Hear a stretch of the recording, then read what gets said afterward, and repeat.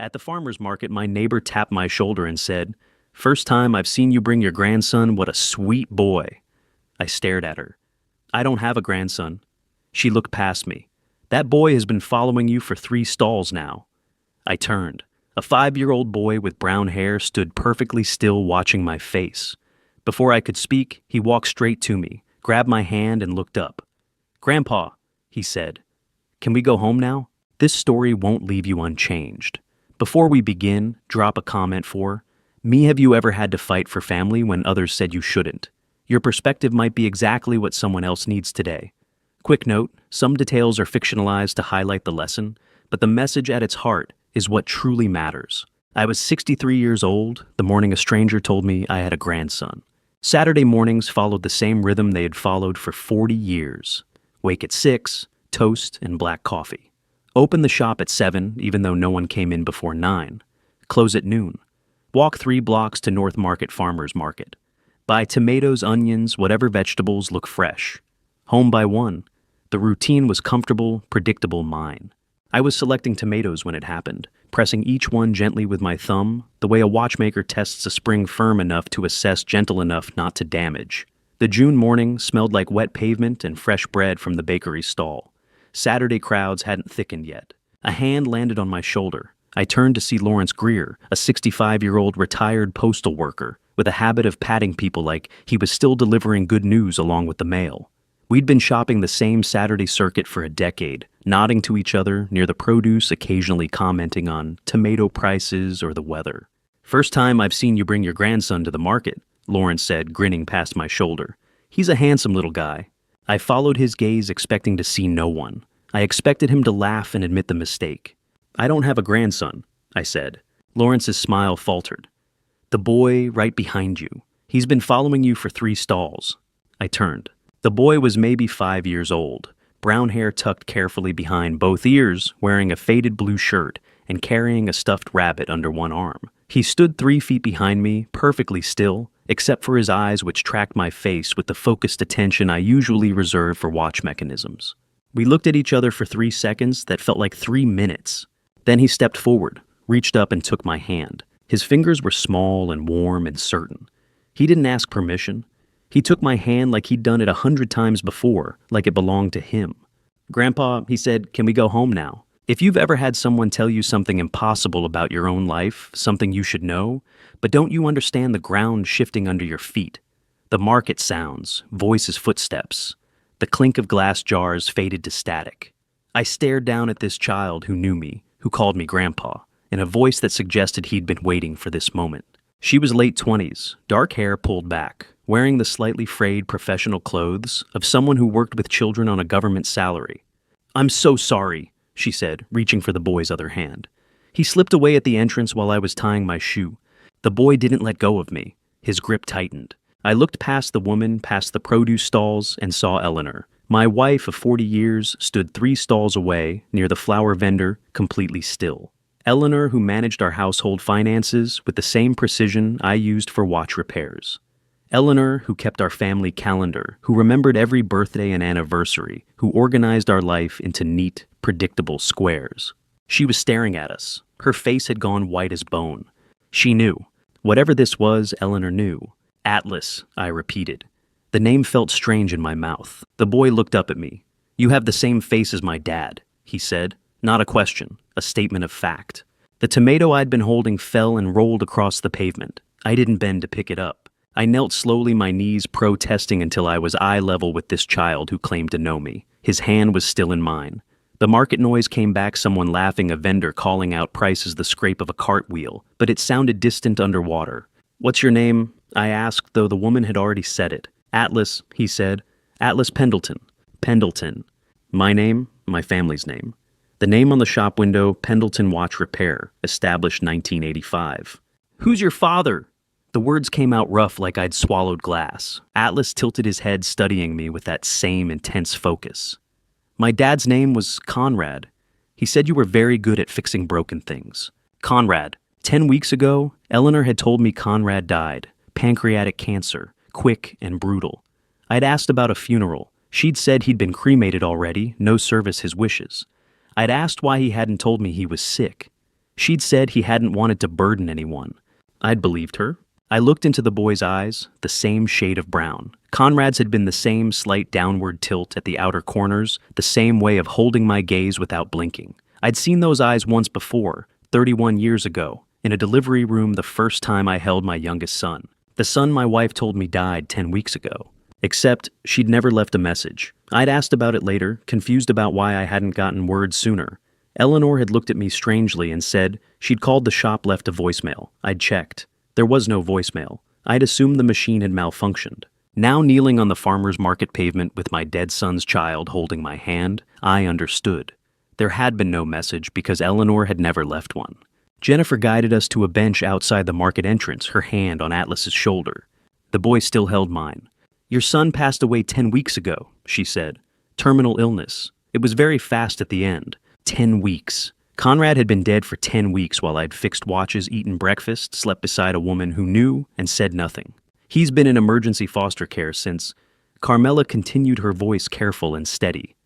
"The mother died before that. I don't have those details yet. Atlas has been with the state the whole time. I'm his third temporary placement in 2 months. Third placement in 2 months. This child had lost both parents and been moved between strangers' homes while my wife asked about my day. Atlas sat between us, small legs dangling.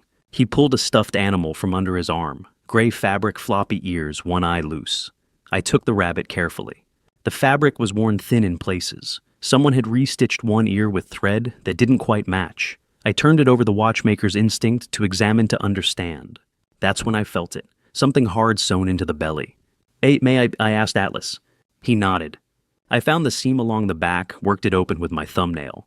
Inside the stuffing, wrapped in plastic, was a fabric badge, the kind watch repair shops gave out in the 70s before everything became digital.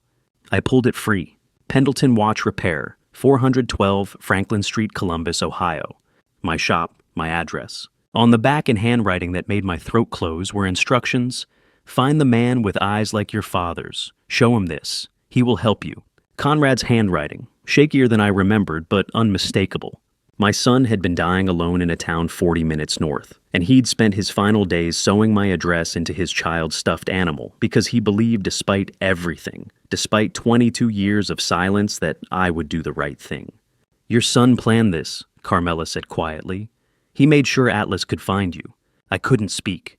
The market noise sounded distant and wrong. People were buying vegetables, planning meals, living ordinary lives. Mine had just split in half, before I knew and after.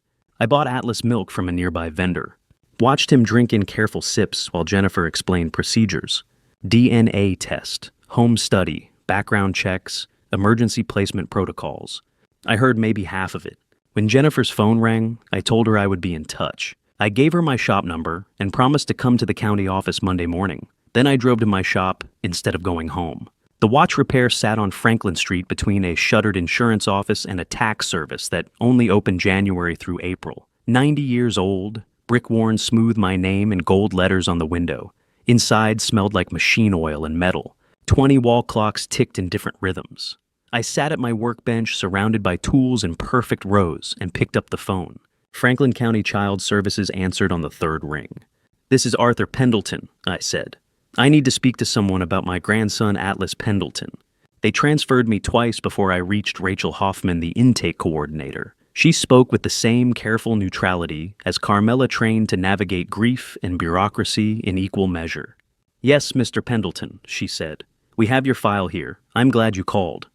When were you planning to contact me?" I kept my voice level. Watchmakers learn patience. We work with tiny springs that break if you rush, if you force, if you let anger shake your hands.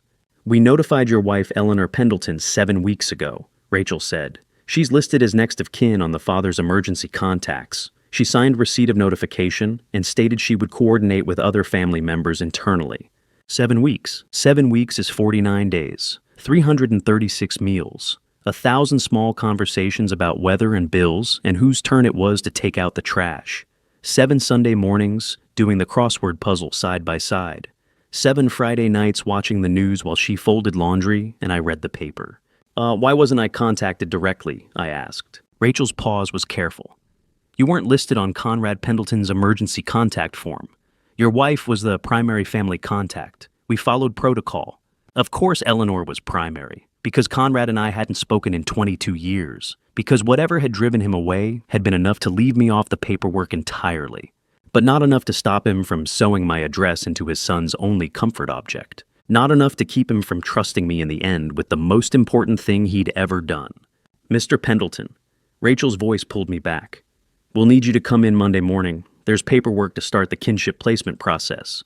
I confirmed the time, thanked her, hung up. Evening light slanted through the shop window, turning the dust gold. The clocks ticked their steady rhythm, 17 different mechanisms, all keeping the same time in slightly different ways. Eleanor had known for 7 weeks, signed papers, made promises to the county, then came home and asked me about my day. Every dinner, every morning, coffee every Sunday, crossword while my 5-year-old grandson slept in a stranger's house 3 miles away. I sat at my workbench as the light faded and understood that 40 years of marriage could be as carefully constructed as any watch mechanism, and just as easy to break once you knew where to apply the right pressure. 4 days later, the DNA results would arrive, and I would cry for the first time in a decade. The envelope arrived on a Thursday morning, wedged into my shop's mail slot at 6:47. I know because I'd been sitting inside in the dark waiting for it since 5:30. 4 days since the farmer's market. 4 days of going through the motions, opening the shop, repairing watches, closing at noon. Going home to a wife who set the table and asked about my day as if the world hadn't split open. I broke the seal at my workbench. Morning coffee sat untouched beside me, going cold. The report was 2 pages, clean clinical language, charts and numbers that reduced blood and bone and the shape of a child's eyes to percentages and probabilities. Combined paternity index, 99.9%. Probability of relationship, grandfather and grandson.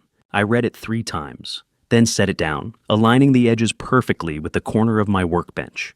The watchmaker's habit precision, even when your hands want to shake, even when the paper you're holding is confirming that your world has fundamentally altered. 99.9%, I said aloud to the empty shop. Probability of relationship, grandfather and grandson. The wall clocks ticked their steady rhythm. 17 different mechanisms, 17 different makers, all agreeing on the truth. I already knew, but knowing and having it written on paper by a laboratory are 2 different kinds of truth. One you can doubt, one you can't. Atlas was my grandson, had been my grandson for 5 years, while I fixed watches 3 miles away and ate dinner with a woman who knew and never said a word. The paper just made it so Eleanor couldn't pretend otherwise. I sat motionless at my workbench. The wall clock with the brass face and Roman numerals, the one I'd inherited from my father, marked 7 minutes passing. 7 minutes of perfect stillness while the world continued ticking around me. Then I cried, quietly seated with my hands flat on the workbench beside the DNA report. It was the first time I had cried since my own father's funeral, 11 years ago. All while he had lived 40 minutes away, repairing strangers' watches, completely unaware. I would have come, I whispered to the empty shop. If you had called, I would have come. But someone made sure Conrad never did. There are different kinds of crying. There's the crying you do when something ends suddenly, when the loss is sharp and immediate. And there's the crying you do when you realize something ended 5 years ago, and nobody told you until the funeral was long over. When you understand that while you were living your ordinary life, your youngest son was dying in a town 40 minutes north, preparing his child to find you, because he still believed, despite everything, that you were worth finding. I don't know how long I sat there. The brass clock said 23 minutes, but time does strange things when you're mourning someone who's been dead for 10 weeks, while you thought you were mourning him for only 4 days. Eventually, I wiped my face, made fresh coffee, left a voicemail on Eleanor's cell phone. DNA results came. We need to talk. Then I opened the shop, repaired Mrs. Henderson's anniversary watch, adjusted the band on Mr. Cole's Timex, and went through the careful motions of a normal Thursday. Eleanor called back at 7:15 that evening. I was still at the shop doing paperwork I didn't need to do, avoiding going home to a house that felt like it belonged to a stranger. Arthur. No greeting. Why are you digging this up? Digging this up. Like Atlas was archaeology, like a 5-year-old child was something buried that should have stayed underground. Digging what up? I kept my voice level. A child exists. That's not archaeology, Eleanor. Brent and Victoria have a stable home, she said. Not an answer, a deflection. 2 parents a yard, good schools in their district. The boy will be better off with them. The boy, not Atlas, not your grandson. The boy. Do you know the difference between silence and a lie? Silence is when you don't speak. A lie is when you sit across the breakfast table for 7 weeks and ask about the weather. His name is Atlas, I said. And 7 weeks ago, you could have told me he existed. A pause, long enough that I heard her breathing change. I was handling it quietly, she said finally. There are reasons I didn't tell you. Reasons older than you think. Reasons older than I think. That phrase landed like a gear clicking into place. Not reasons. Not my reasons. Reasons older than you think. What reasons, I asked. But the line was already dead. She'd hung up mid-conversation the way you hang up when you've said more than you meant to say. I set down the phone and sat in the shop's silence for a full minute. The clocks ticked. Outside a car passed. Someone laughed on the sidewalk. Then I opened my desk drawer and pulled out a manila folder. New, unused, the kind I used for complicated repair jobs that needed documentation. I wrote the truth on the tab in the block capitals. Inside, I began documenting, a skill from 40 years of watch repair consultations, writing down exactly what the customer said, word for word, because details matter and memory lies, but written records don't. Eleanor called 7:15 p.m., did not ask about DNA results. First words, "Why are you digging this up?" I wrote down the entire conversation, every word I could remember, every pause, every deflection. When I finished, I underlined 2 phrases. Why are you digging this up? Reasons older than you think. The watchmaker in me recognized those phrases for what they were, not slips of the tongue, not careless words. Evidence. Eleanor wasn't hiding one secret about 7 weeks of silence. She was protecting something much older, something that had been ticking away in the background of our marriage like a watch mechanism I'd never bothered to open and examine. 40 years of marriage, and I was just now realizing I'd never looked inside. I closed the folder, filed it in my desk drawer, locked it. 2 days later, my eldest son and his wife would arrive at my door uninvited, carrying a color-coded binder and too many questions about Conrad's house in Marion. But that night, I sat alone in my shop and understood that I wasn't just fighting for Atlas. I was fighting to find out what my wife had been hiding for longer than my grandson had been alive. 2 days after the DNA confirmation, my eldest son and his wife arrived at my door on Saturday evening at 7:30, carrying a 3-ring binder with color-coded tabs and the kind of smiles people rehearse before asking for money. Brent Pendleton, my 35-year-old eldest son, stood on my porch beside his wife, wearing the expression of a man who'd rather be anywhere else but had stopped arguing about it years ago. Victoria Pendleton, 32, and married to Brent for 6 years, carried the binder the way a salesperson carries a pitch deck with practiced confidence and 2 bright eyes. They didn't knock. Brent used his old key, the one from when he'd lived here 20 years ago, the one I'd never asked him to return because I'd never imagined needing to. His name is Atlas, I said, and you could have called first. This won't take long. She was already moving toward the living room, Brent following silently behind her like a shadow. She sat on the sofa, spread the binder on the coffee table, opened to a title page in professional font Atlas's transition plan. Transition, not introduction, not meeting. Transition as if the destination was already decided and we were just negotiating the timeline. I stayed standing. Victoria flipped to the first tabbed section. Yellow tab labeled Schools. We're zoned for Riverside Elementary, she said. Rated 8 out of 10 on the state assessment. Strong reading program, full-day kindergarten. Atlas would start in the fall semester. She flipped another tab. Blue. Healthcare. Here's a list of pediatricians within our insurance network all accepting new patients. Dr. Morrison comes highly recommended, and we've confirmed Atlas can be added to our family plan within 30 days of placement. Another tab. Green. Activities.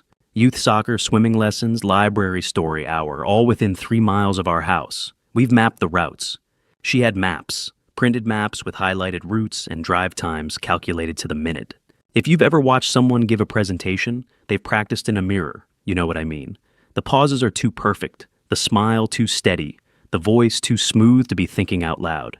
This wasn't Victoria talking to her father-in-law. This was Victoria delivering a pitch she'd rehearsed until every inflection landed exactly where she wanted it. Brent sat beside her on the sofa, hands folded in his lap, eyes on the carpet. He hadn't said a word since entering. Hadn't looked at me once. You haven't said a word yet, I said to him. He glanced up briefly, then back to the carpet. Victoria's better at explaining things. Victoria turned another tab. Pink, living space. The guest room is already cleared, she said. We've ordered a bed dresser bookshelf. Everything a 5-year-old needs. The furniture arrives Tuesday. She slid a photo across the table. Their guest room empty now, with painter's tape marking where furniture would go. Another photo, a catalog page with a race car bed price tag visible in the corner. Another, a wooden bookshelf assembly, required still in the box. They'd bought furniture, before talking to me, before meeting Atlas, before anyone had made any decisions about anything. They'd gone to a store and purchased a child's bedroom set. "As this is very thorough," I said. Victoria smiled. Not warmth, satisfaction. The smile of someone who knows they've done the work, assembled the evidence, built the case. "We want what's best for Atlas," she said. "Brent and I have been discussing this since Eleanor told us about the situation. We're in the best position to provide stability. 2 parents established home financial security. Eleanor told us. Not Eleanor informed us. Told us like it was a directive, not information." Victoria reached the final tab. Purple. Conclusion. "And of course," she said, voice still smooth and practiced, "there's the property in Marion. Conrad's house will need proper management, someone to coordinate the estate handle." She stopped mid-sentence. I watched her register what she'd just said, watched her mental gears catch and skip like a watch mechanism with a bent tooth. "What I mean is," she continued, pivoting hard, "Atlas's long-term stability requires thoughtful planning. A child who's lost both parents needs consistency, structure, emotional support." "You mentioned the house before you said his name," I said quietly. "Before you mentioned what he needs emotionally." Silence. A watchmaker learns to read mechanisms by watching which gear moves first. People are the same. What they mention at first tells you what's really driving the machine. Victoria had come into my home with a binder full of school ratings and furniture catalogs and carefully highlighted maps. But when she'd reached her conclusion, when the practice script had relaxed for just one moment, she'd mentioned Conrad's property first, the house, the estate, the management and coordination. Only then had she caught herself and pivoted to the grieving 5-year-old boy. "I think you two should go home now," I said, standing. "I'll think about what you've said." "We just want what's best for," Victoria started. I said, "I'll think about it." Brent stood, immediately relief visible in his shoulders. He'd been waiting for permission to leave since the moment they had arrived. Victoria gathered her binder slowly, each movement precise and controlled. At the door, she turned back. "Arthur, you have to understand." "I understand perfectly," I said. "Good night, Victoria." I closed the door before she could respond. I documented every tab in the binder, every piece of evidence they had presented, every word of Victoria's practice pitch. And I underlined one observation twice. Victoria mentioned Conrad's Marion property and estate management before she mentioned Atlas's emotional needs. Not by accident, by priority. People don't get the order wrong by accident.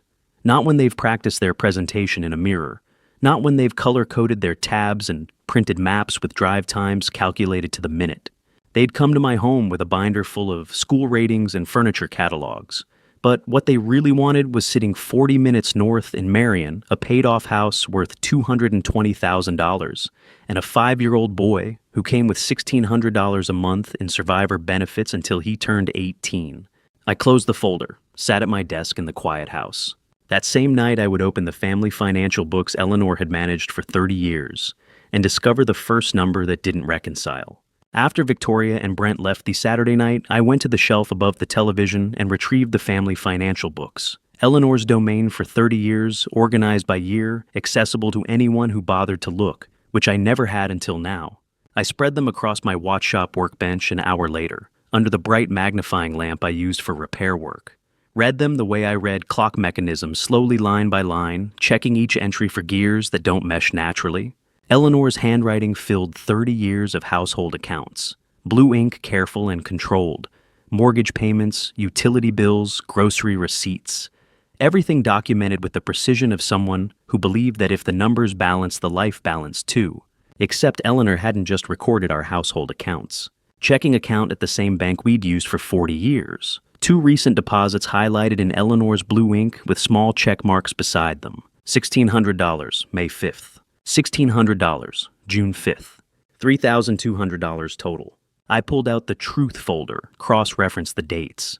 Eleanor had signed the welfare acknowledgement form on May 2nd, promising to coordinate with family, promising to handle Atlas's placement internally. 3 days later, $1,600 appeared in Victoria's account. Reading financial books is like reading clock mechanisms. Every number is a gear, and when one gear spins the wrong direction, you feel it in the whole machine before you see it on the page. The welfare form said Eleanor was contacted as next of kin. The form said she acknowledged responsibility for family coordination. The form said she understood the child's needs came first. Then 3 days later, she'd coordinated all right. Coordinated with Victoria to redirect Atlas's survivor benefits $1,600 a month, meant for a 5-year-old boy sleeping in a stranger's house, into an account I'd never known existed. 2 deposits, 2 months, exactly the timeline since Conrad's death 10 weeks ago. Eleanor had signed promising to coordinate with family, then coordinated with Victoria to take my grandson's money before telling me he existed. I wrote it in the truth folder. Date May 2nd, Eleanor signs welfare acknowledgement. Date May 5th, first deposit to Victoria's account. Timeline 3 days. Amount $1,600 monthly Atlas's survivor benefits. Total stolen $3,200 while child remains in emergency foster care. I closed the financial books, filed them back on the shelf, went home to a house that felt like it belonged to strangers. The following Thursday, I entered the supervised visitation room at Franklin County Child Services for the first time. Fluorescent lights, plastic chairs, institutional beige walls that had seen thousands of fractured families try to piece themselves back together under legal supervision. Jennifer brought Atlas and the boy, holding Clarence the stuffed rabbit. The boy wore the same faded blue shirt from the farmer's market hair tucked behind his ears. He walked directly to the chair beside mine and sat down without hesitation, as if he'd been holding that seat in his mind since our first meeting. "Hi, Grandpa," he said. "I brought Clarence." "I remember," I said. "Your dad gave him to you." Atlas brightened. "You remember?"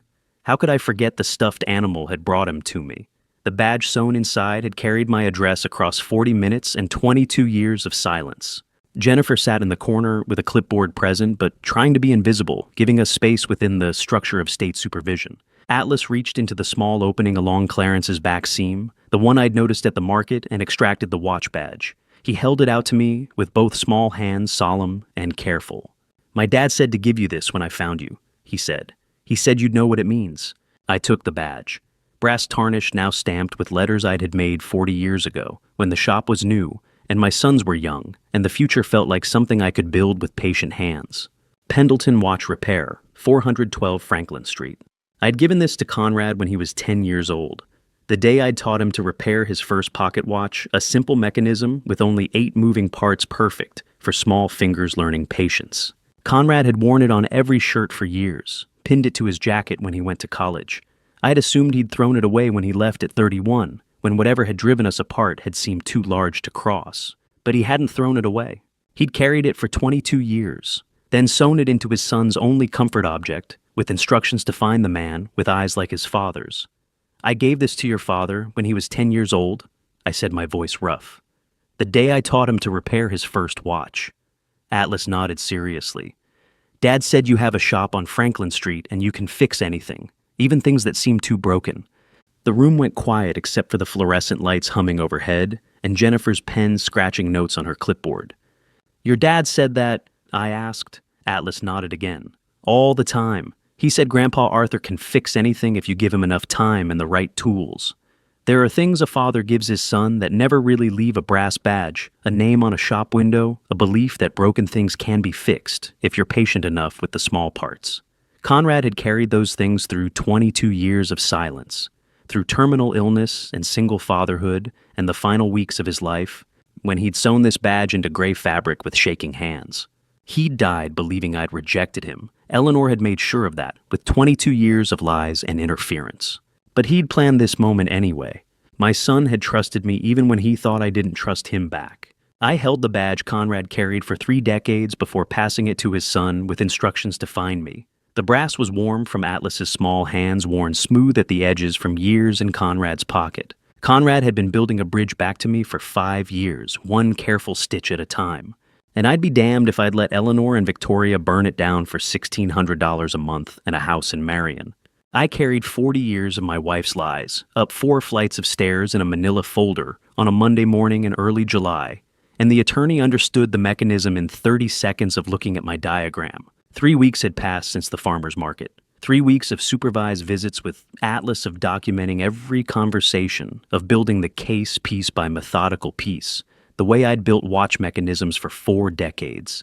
The decision to hire a lawyer had been easy. Finding one who'd understand that evidence was better than emotion that took longer. Cedric Harrington, a 50-year-old family law attorney with 15 years specializing in guardianship cases, looked at my gear diagram for 30 seconds before setting down his pen and giving me his complete attention.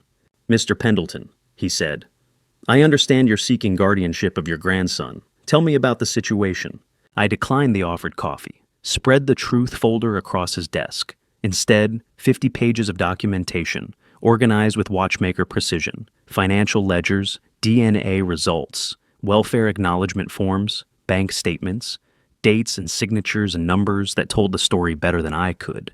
"I didn't know I had a grandson until 3 weeks ago," I said. "My wife knew for 7 weeks before that and said nothing." Cedric reached for his notepad. "Start from the beginning. I'll need dates, names, documentation." I unfolded the hand-drawn diagram I'd created in my shop 2 nights prior, a visual flowchart showing every piece of evidence connected like a clock mechanism. "Each number is a gear," I said, pointing to the chart. "When one spins wrong, you trace it backward to find which one was installed incorrectly." The DNA confirmation sat at the center. Lines connected it to the farmer's market encounter, to Conrad's death certificate, to Atlas's foster placement. Eleanor's welfare signature connected to her 7-week silence. Victoria's bank deposits connected to the redirected benefits. Every fact linked to every other fact in a web of documented deception. Cedric studied the diagram in silence. 30 seconds, a full minute. Then he looked up, and I saw something in his expression I hadn't expected: respect. "This is..." He paused, choosing words carefully. "I've practiced family law for 15 years. I've never seen a case presented this way. Most people walk into a lawyer's office with emotion and memories. I walked in with dates, bank statements, and a diagram showing exactly how 40 years of marriage had spent the last 7 weeks lying to my face. DNA here proves relationship at 99.9%, I said, pointing to the center gear. "These bank deposits prove fraud survivor benefits meant for Atlas redirected to my daughter-in-law's account while he slept in foster care. This signature proves Eleanor knew and concealed deliberately." Cedric made notes, asked questions. I answered with dates and documentation. No speculation, just facts I could prove with paper trails and timestamps. He typed into his computer while I explained about Conrad's watch badge, about the stuffed rabbit, about Atlas calling me grandpa at the farmer's market. Like he'd been holding that word in his mouth for weeks, waiting for the right person to say it to. Then Cedric's expression shifted. He stopped typing mid-sentence, leaned closer to the screen, clicked through documents with increasing focus. "Arthur," he said, and the shift from Mr. Pendleton to my first name told me something had changed. "There's something you need to see." He turned the monitor toward me. "Guardianship petition. Case number 2021-GC-4721. Petitioners Brent Pendleton and Victoria Pendleton. Minor child Atlas Pendleton, age 5. Filing date June 25th, 2021. 6 days ago. They'd filed 6 days ago. Cedric scrolled down to the signature section. There, in the same careful handwriting I'd seen on 40 years of birthday cards and grocery lists, was Eleanor Pendleton's signature. "Notarized consent of grandmother," the header read. "Your wife signed consent for your son and daughter-in-law's petition," Cedric said quietly. "She's actively supporting them as guardians instead of you. You know that feeling when you realize you've been in a race for 3 weeks, but everyone else got a 2-month head start and nobody mentioned the race had begun. That's what Eleanor's signature at the bottom of that petition felt like." I sat motionless. The office wall clock ticked 11 seconds while I absorbed what the screen showed me. Eleanor hadn't just hidden Atlas. She'd coordinated with Brent and Victoria, filed legal paperwork, signed official documents supporting their guardianship claim, built a legal wall to keep my grandson away from me, while I'd been trying to figure out why she'd concealed him in the first place. "She didn't just hide him," I said. My voice sounded strange to my own ears, too quiet, too controlled. "She's actively working to keep him from me." Cedric nodded. "We'll need to file a competing petition. I can have it ready by end of week." "File it today." He paused. "Today is aggressive. We should review strategy, gather additional..." "I've been 7 weeks behind since this started," I said. "Eleanor knew in early May. She coordinated with Brent and Victoria while I didn't even know Atlas existed. They filed 6 days ago while I was still trying to understand why my wife would conceal a 5-year-old child." I stood, placed both hands flat on Cedric's desk, the way I'd place my hands on my workbench when beginning a complicated repair. "I won't be behind another day," I said. "File the counterpetition today. I'll sign whatever needs signing. I'll pay whatever needs paying. But I will not spend one more day starting this race after everyone else has already been running." Cedric looked at me for a long moment. Then he nodded. "I'll have it filed by 5 p.m., he said. Eleanor's signature sat at the bottom of that court document in her careful handwriting, notarized official, legally binding consent for our eldest son to take custody of the grandson she'd hidden from me. She hadn't just concealed Atlas. She'd built a legal wall to keep him concealed permanently. And I'd walked into this office thinking I was starting a case when, really, I was joining one already in progress. 3 days later, I would find the private investigator's invoice in Eleanor's financial records and understand the lies went deeper than 7 weeks. I went back to the numbers 3 evenings later, because lawyers deal in arguments, but watchmakers deal in evidence, and I needed to know if Eleanor's betrayal had a timeline I could measure. 3 days since filing the counterpetition.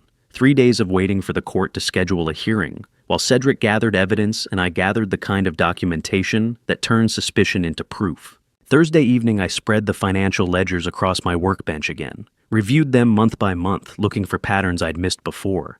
Eleanor's careful handwriting filled 40 years of entries, mortgage payments, utility bills, grocery receipts, all documented with the precision of someone who believed accounting equaled honesty.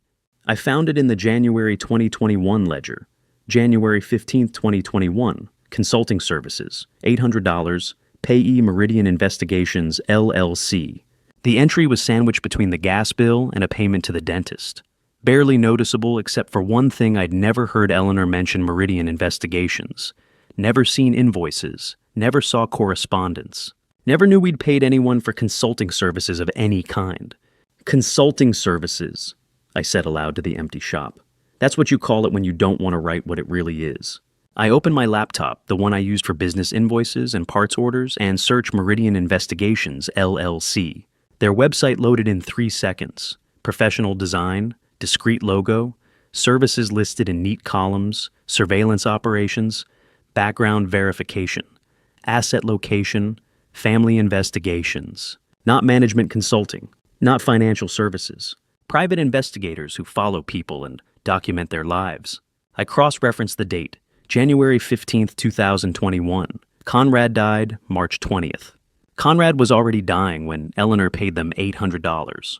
There's a difference between hiding something when you find out about it and hiring someone to investigate it 3 months early so you can plan exactly how to hide it. One is concealment, the other is conspiracy.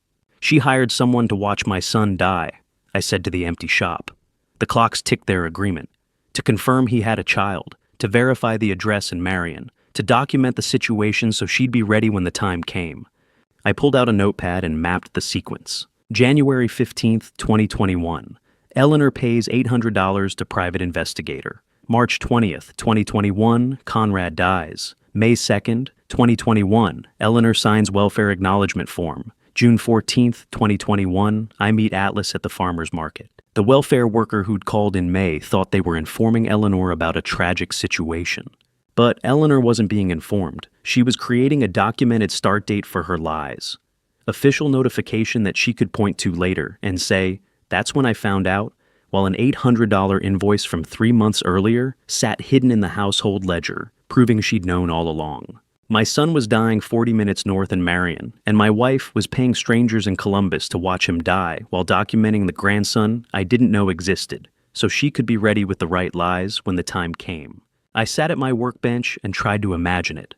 Eleanor receiving a phone call or email from Meridian Investigations in late January or early February, opening a report that said, "Subject Conrad Pendleton, confirmed residing at Marion address. Terminal illness confirmed. Minor child confirmed in residence age approximately 5 years. Name Atlas Pendleton. Mother deceased. Subject appears to be primary caregiver during terminal stage." Eleanor reading that report, filing it away, making decisions, not calling me, not telling me my youngest son was dying, not suggesting we drive to Marion, knock on the door, attempt reconciliation before it was too late. Just documenting, planning, waiting. For 2 months she knew Conrad was dying. 2 months when I could have driven 40 minutes north, could have sat beside his hospital bed, could have met my grandson while his father was still alive to make the introduction. She chose not to tell me, chose to let Conrad die believing the lie she'd apparently told him about me, whatever lie had kept us apart for 22 years. Whatever lie had made him leave me off his emergency contact form while still sewing my shop address into his son's stuffed animal. I opened the truth folder, created a new entry on a fresh page. January 15th, 2021. Eleanor pays $800 to Meridian Investigations, LLC for private investigation services. Date is exactly 2 months before Conrad's death on March 20th, 2021. Proof Eleanor knew about terminal illness and Atlas's existence months in advance of welfare notification. I labeled the tab, Proof of Foreknowledge 5 months. Beneath that I wrote, this wasn't concealment after the fact. This was conspiracy before the death. Eleanor didn't react to Conrad dying by hiding Atlas. She prepared for Conrad dying by planning the concealment months in advance. My hand was steady writing it, the watchmaker's precision even when documenting the systematic destruction of my family. I wrote one more line. For 2 months, Eleanor knew my son was dying, could have called me, could have let us reconcile, could have let me meet my grandson while Conrad was alive. Chose not to. Let Conrad die, believing I had rejected him. The $800 invoice wasn't evidence of concealment. It was evidence of calculation. Eleanor hadn't hidden Atlas out of panic or grief or confusion after Conrad's death. She'd planned it, hired professionals, gathered intelligence, made strategic decisions about what to reveal and when to reveal it all, while my son spent his final weeks in a hospice bed 40 minutes away, believing his father didn't want him. I closed the folder, filed it in my desk drawer with the rest of the evidence. Outside, the evening darkened. The shop clocks ticked toward 9 p.m. Somewhere 3 miles away, Atlas was probably asleep in Jennifer's foster home, holding Clarence the stuffed rabbit, unaware that his grandfather was building a legal case one invoice at a time. The next morning, I would walk into my own kitchen and put that invoice on the table in front of Eleanor, and for the first time in 40 years, I would demand the truth. I placed the private investigator's invoice on our kitchen table, Saturday morning, between the coffee pot and the sugar bowl, and Eleanor looked at it for 37 seconds before turning back to the counter without saying a word. 7:30 a.m. The same Saturday morning routine we'd followed for 40 years. Eleanor at the counter making coffee, me at the table with the newspaper, the small domestic rituals of long marriage that feel like comfort until the morning they feel like performance. I didn't unfold the newspaper. I set down the photocopied invoice instead. Eleanor glanced at it. I watched her posture shift shoulders, tightening spine, straightening the physical recognition that happens before conscious thought. She knew what it was immediately, but she continued pouring coffee with deliberate slowness, her back to me. The wall clock ticked, 37 seconds. I counted. Then she finally turned, holding the coffee pot, and looked at me instead of the document. "We need to talk about this," I said.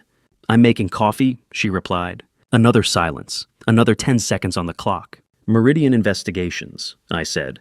"January 2021, $800. Eleanor set down the coffee pot carefully, precisely, the way she did everything with control, with intention, with the belief that if you maintained proper form, the content would take care of itself. "Why are you digging this up, Arthur?" She used the same phrase from the phone call 2 weeks ago, the same intonation. "What's the point?"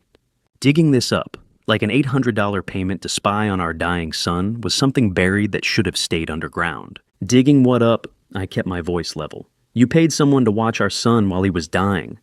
You're oversimplifying a very complicated situation." Eleanor picked up her coffee cup, set it down again without drinking. Her hands were steady, but her jaw was tight, 40 years of practiced composure under stress. "And then unsimplify it," I said. "Explain to me why you hired a private investigator in January when Conrad still had 2 months to live." I did what I had to do to protect this family. The words came out rehearsed, like she'd been preparing this defense since the moment I'd found the invoice. Our family. Our family. Not the family, not this family. Our family. Possessive, exclusive, defined by Eleanor's careful boundaries about who counted and who didn't. "Atlas is family," I said. "He's Conrad's son. He's my grandson. He is our family." Eleanor's face tightened. "You don't understand what was at stake." "Then explain it." I leaned forward. "Make me understand how watching Conrad die alone protected anything. Make me understand how letting a 5-year-old sleep in foster care for 7 weeks protected our family. You can live with someone for 40 years and believe you know them, wake up beside them 14,000 mornings, share coffee and crossword puzzles, and the comfortable silence of long marriage, and then one morning discover you've been living with a stranger who made different moral calculations than you ever imagined. Eleanor looked at me for a long moment. I watched her search for words start to speak twice, stop both times. Finally, I can't explain this to you when you're being unreasonable. Unreasonable. Asking why your wife hired someone to document your grandson's existence while keeping it secret for 5 months was unreasonable. I'm not being unreasonable, I said. I'm asking about an $800 charge to spy on our dying son. That seems like a reasonable question. You're making this about the money. I'm making this about the timeline. I tapped the invoice. January 15th. Conrad didn't die until March 20th. You had 2 months, Eleanor. 2 months when you knew he was dying and knew he had a child. 2 months when we could have driven to Marion, could have reconciled, could have let him know we cared. There are reasons I can't. She stopped, started again. The situation was more complicated than you. Stop telling me it's complicated, I said. Explain it. Use actual words and explain why you chose to let our son die believing we'd rejected him. The kitchen went silent, except for the refrigerator humming and the wall clock ticking and the sound of Eleanor's breathing getting slightly faster. Then she picked up her purse from the counter. Where are you going? I asked. I can't have this conversation when you're being like this. She moved toward the kitchen door. Being like what? Asking questions? You're not trying to understand. You're trying to prosecute. Eleanor's hand was on the doorknob. There are things about this situation that are older than you realize. Things that go back further than you think. Then tell me, I said. Help me understand. But she was already opening the door. Eleanor. The door closed. Not slammed. Eleanor didn't slam doors. She closed them with controlled firmness, the way she did everything precisely deliberately maintaining form, even in retreat. I sat alone at the kitchen table, with the photocopied invoice, Eleanor's coffee cup, still sitting on the counter half full and steaming, and 40 years of marriage feeling suddenly hollow and strange. The coffee cup Eleanor left on the table was still half full and still warm when I picked it up to carry to the sink, and that small domestic gesture, cleaning up after my wife of 40 years, felt like tending to the belongings of someone who'd already moved out. I washed the cup, dried it, put it back in the cabinet. Then I sat at the kitchen table in the empty house and tried to reconcile 2 versions of the same woman, the one I'd lived with for 4 decades, and the one who'd hired strangers to document our grandson's existence while letting our son die believing his father had abandoned him. Eleanor had walked out rather than answer why. In 40 years of marriage, we'd had arguments that ended with apologies, and arguments that ended with silence, but this was the first argument that ended with me, sitting alone in my own kitchen, feeling like I was trespassing in a stranger's house. 4 days since the kitchen confrontation.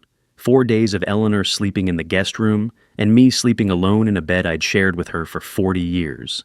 The silence between us growing thicker and more permanent. I was repairing a pocket watch at my workbench when my phone rang. Cedric's name on the screen.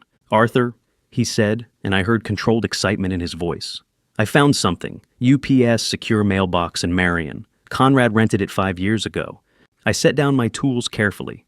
5 years, when Atlas was born. Renewed annually, Cedric continued. Last renewal dated 3 weeks before he died. I went this morning with the DNA results and power of attorney. There's a will inside Arthur, a complete notarized guardianship designation. The watch I'd been repairing ticked steadily on the workbench. The wall clocks continued their rhythms. But something fundamental had shifted. Conrad had planned this, not in panic as he was dying. 5 years ago when Atlas was born, he'd rented a secure mailbox and put legal documents inside, then renewed it year after year.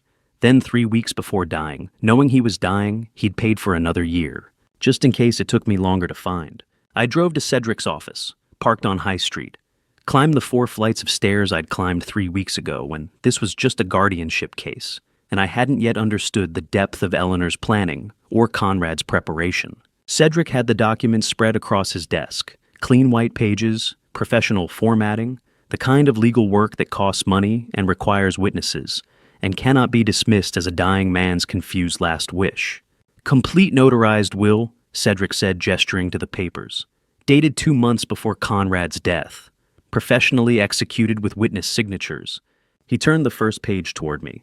I, Conrad Pendleton, being of sound mind and body, hereby designate my father, Arthur Pendleton, as sole legal guardian of my minor son, Atlas Pendleton, age 5 years. Sole guardian, not Eleanor, not Brent, not Victoria, not the county.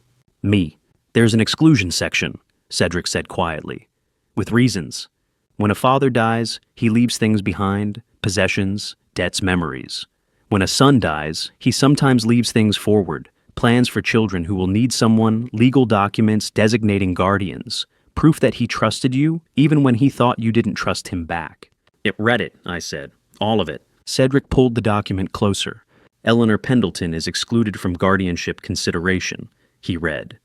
Reason she imposed financial and emotional control on me for many years and lied to me about my father's character to create and maintain our estrangement. I sat very still. Conrad knew. He'd known Eleanor lied about me, known it, and written it down in legal language with witnesses present. Cedric continued reading. Brent Pendleton and Victoria Pendleton are excluded from guardianship consideration. Reason: no contact during my terminal illness, no established relationship with my child. Then Cedric read the designation section. Reason for designating Arthur Pendleton as guardian. My father was the only one who never put honor before humanity. The office went quiet. Honor before humanity. That phrase meant something specific about how Eleanor had raised our children, about the values she'd insisted mattered more than feelings or forgiveness or family bonds that couldn't be displayed in church on Sunday. Conrad had seen it, named it, rejected it, chosen me instead. I want that sentence read aloud in court, I said. The judge needs to hear it in Conrad's words. This is binding, Arthur. Cedric tapped the notary seal. Dated, witnessed, legally executed. A judge will give significant weight to a parent's documented wishes. This changes everything. He reached into a folder and pulled out a cream-colored envelope, sealed. The kind of envelope you use for important letters, not bills or junk mail. There's also this, he said, handing it to me. It was sealed inside the mailbox with the will.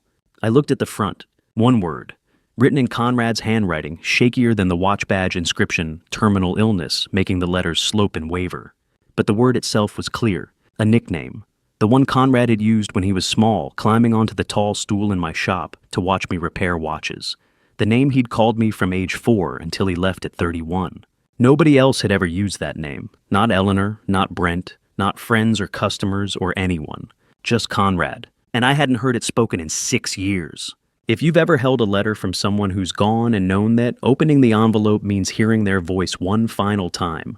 You understand why I couldn't do it in that law office with the attorney watching and the afternoon sun coming through the window. Like this was just another piece of business.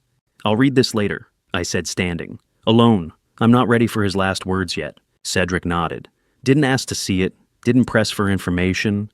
Just handed me a folder with copies of the will and guardianship designation. We'll file this with the court tomorrow, he said.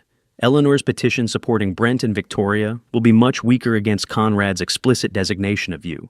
I carried Conrad's letter out of the office in my vest pocket, the same pocket where I'd kept the watch badge Atlas had returned to me weeks earlier. The envelope was warm from my hand, and the handwriting on front was the careful block letters of a 10-year-old boy learning to write addresses for the first time. Except, this was written by a 31-year-old man dying alone, making sure the nickname would reach the right person. I wasn't ready to read what was inside. I needed to sit with the fact that Conrad had planned this, trusted this, believed in this reunion even while Eleanor was telling him I'd rejected him. He'd rented a mailbox when Atlas was born, renewed it every year, updated it 3 weeks before dying, put my childhood nickname on an envelope, and sealed his final words inside. Conrad had spent 5 years building a bridge back to me, one legal document and one stuffed animal and one sealed letter at a time. I wouldn't open that letter for 3 days. And when I finally did, I would understand that Eleanor's lies went deeper and farther back than I'd ever imagined. Eleanor called a family meeting for Saturday afternoon, late July, to resolve this situation internally. And when I walked in, carrying the truth folder with Preston Frost from County Child Services beside me, her face went the particular shade of white that means someone's careful plan just collapsed. Conrad's letter remained unopened in my vest pocket. 3 days since Cedric handed it to me. I wasn't ready yet to hear my son's final words. Eleanor's living room hadn't changed in 40 years. Cream carpet, family photos on the mantle, neutral territory she'd controlled through staging and unspoken rules. Brent and Victoria sat on the sofa. Victoria with a leather portfolio, Brent with hands folded eyes on the carpet. Eleanor stood near the fireplace, positioned like a moderator. Then I stepped through the doorway with Preston Frost behind me. Preston Frost, a 45-year-old welfare investigator with Franklin County Child Services, carried a clipboard and maintained the neutral professional expression of someone who'd witnessed enough family dysfunction to recognize it immediately without showing judgment. Eleanor's composure fractured briefly before she reconstructed the facade. "Arthur," she said, voice controlled but tight, "I wasn't expecting you to bring outside parties to a family discussion." "Preston Frost, Franklin County Child Services," I said. "I invited him because this concerns a child in state custody." Preston nodded. "Mrs. Pendleton, I'm here to observe and document. Please proceed." Eleanor had expected private persuasion. She got official oversight with an impartial witness taking notes. I sat across from Brent and Victoria. Preston remained standing near the door. Eleanor smoothed her skirt, began her prepared presentation. "We're here because we all want what's best for Atlas," she started. Reasonable tone, concerned grandmother. "Arthur, you've never raised a child alone. You live a solitary life, work constantly. A 5-year-old needs consistency, stability, 2 parents." She gestured to Brent and Victoria. Brent and Victoria have established their home research school districts, prepared a bedroom. They can provide structure. Victoria opened her portfolio. "We have pediatrician appointments, scheduled enrollment paperwork. I raised Conrad for 31 years, I said quietly. From the day he was born until Eleanor told him I'd rejected him. The room went silent. Preston's pen scratched notes. Eleanor tried to recover. "That's not the situation, was more complicated." Preston looked up from his notes. "Mrs. Pendleton," he said, voice measured, "I need clarity on timeline. You were notified as next of kin 7 weeks ago. Why did no family member contact the child during that period?" Eleanor's mouth opened, closed, opened again. "I was coordinating internally," she said, "determining the best placement.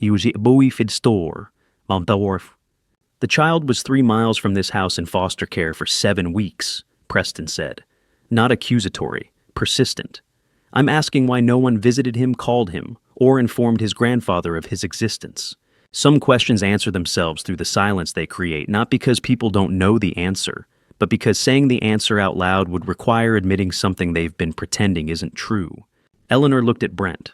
Brent looked at the floor. Victoria looked at the wall. 43 seconds by the mantel clock. Nobody spoke, because any answer would require explaining why a 5-year-old who'd lost both parents spent 7 weeks in a stranger's house while his family lived 3 miles away, making plans without ever once asking him how he was.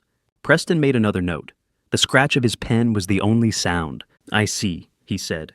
Eleanor tried one more pivot. "The important thing now is moving forward. I have documentation."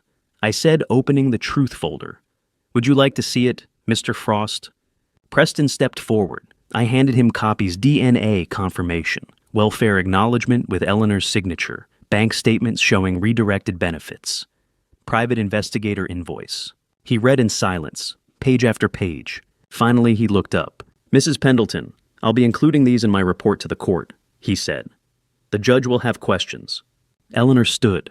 "I think this meeting is over." "I agree," I said. 2 days later, Monday morning, I sat in Cedric's office while he spread the newest document across his desk. "Unredacted SSA 11, he said. "Social Security Administration responded to our subpoena. Form SSA 11, application for survivor benefits. Applicant Victoria Pendleton. Co-signer Brent Pendleton. Filing date 4 weeks after Conrad's death. Benefit amount, monthly survivor, benefit $1,600. Purpose temporary care expenses for minor child Atlas Pendleton." Atlas was in state custody, I said. "The state paid all his expenses."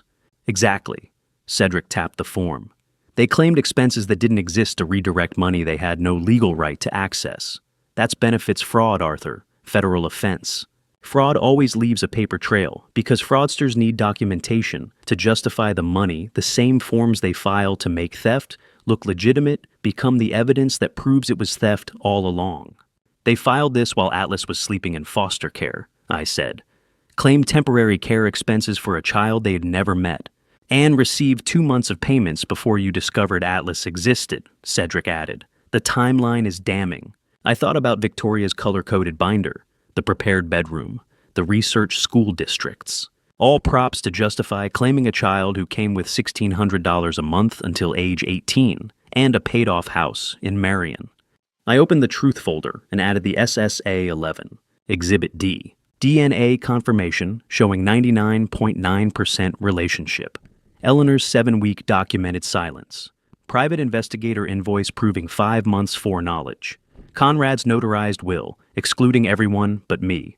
Federal benefits fraud, with Victoria's signature requesting money for care she never provided. 6 exhibits, 52 pages, every number verified, every date cross-referenced, every gear that didn't mesh naturally identified and documented. The watchmaker had built the case the same way he'd repair a broken clock methodically, precisely without missing a single mechanism. "What's next?" I asked. "We wait for the hearing date," Cedric said, "and we prepare to present this in court.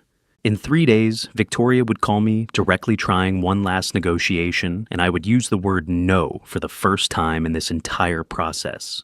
Victoria called my shop at 7:45 on a Tuesday evening in early August, trying to negotiate around the attorneys, and I let her talk for exactly 3 minutes before asking the question that changed her voice from reasonable to desperate.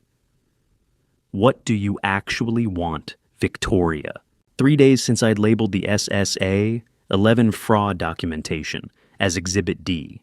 3 days of waiting for the court to schedule a hearing, while evidence sat ready in the truth folder. The phone rang while I was closing for the evening. Victoria's number on the screen. I picked up, said nothing, let her make the first move. "Arthur," she said, voice carrying practiced calm. "I was hoping we could talk frankly, just you and me without attorneys turning this into a battle." Without attorneys meant without documentation, without witnesses, without anything she'd said being used as evidence. "I'm listening," I said. "You're 63, she continued, professional tone, reasonable concern. "Atlas is 5. He needs guardians with energy who can keep up with a young child's demands. Brent and I are younger, more suited to raising an active kindergartner." I stayed silent. She took my silence as invitation to continue. "We have resources, stability, a prepared home. We've done the research, created plans. This doesn't have to be adversarial, Arthur. We all want what's best for Atlas." 3 minutes of practiced pitch. 3 minutes of watching someone present a case they had rehearsed in a mirror, testing arguments on a grandfather they assumed would be reasonable.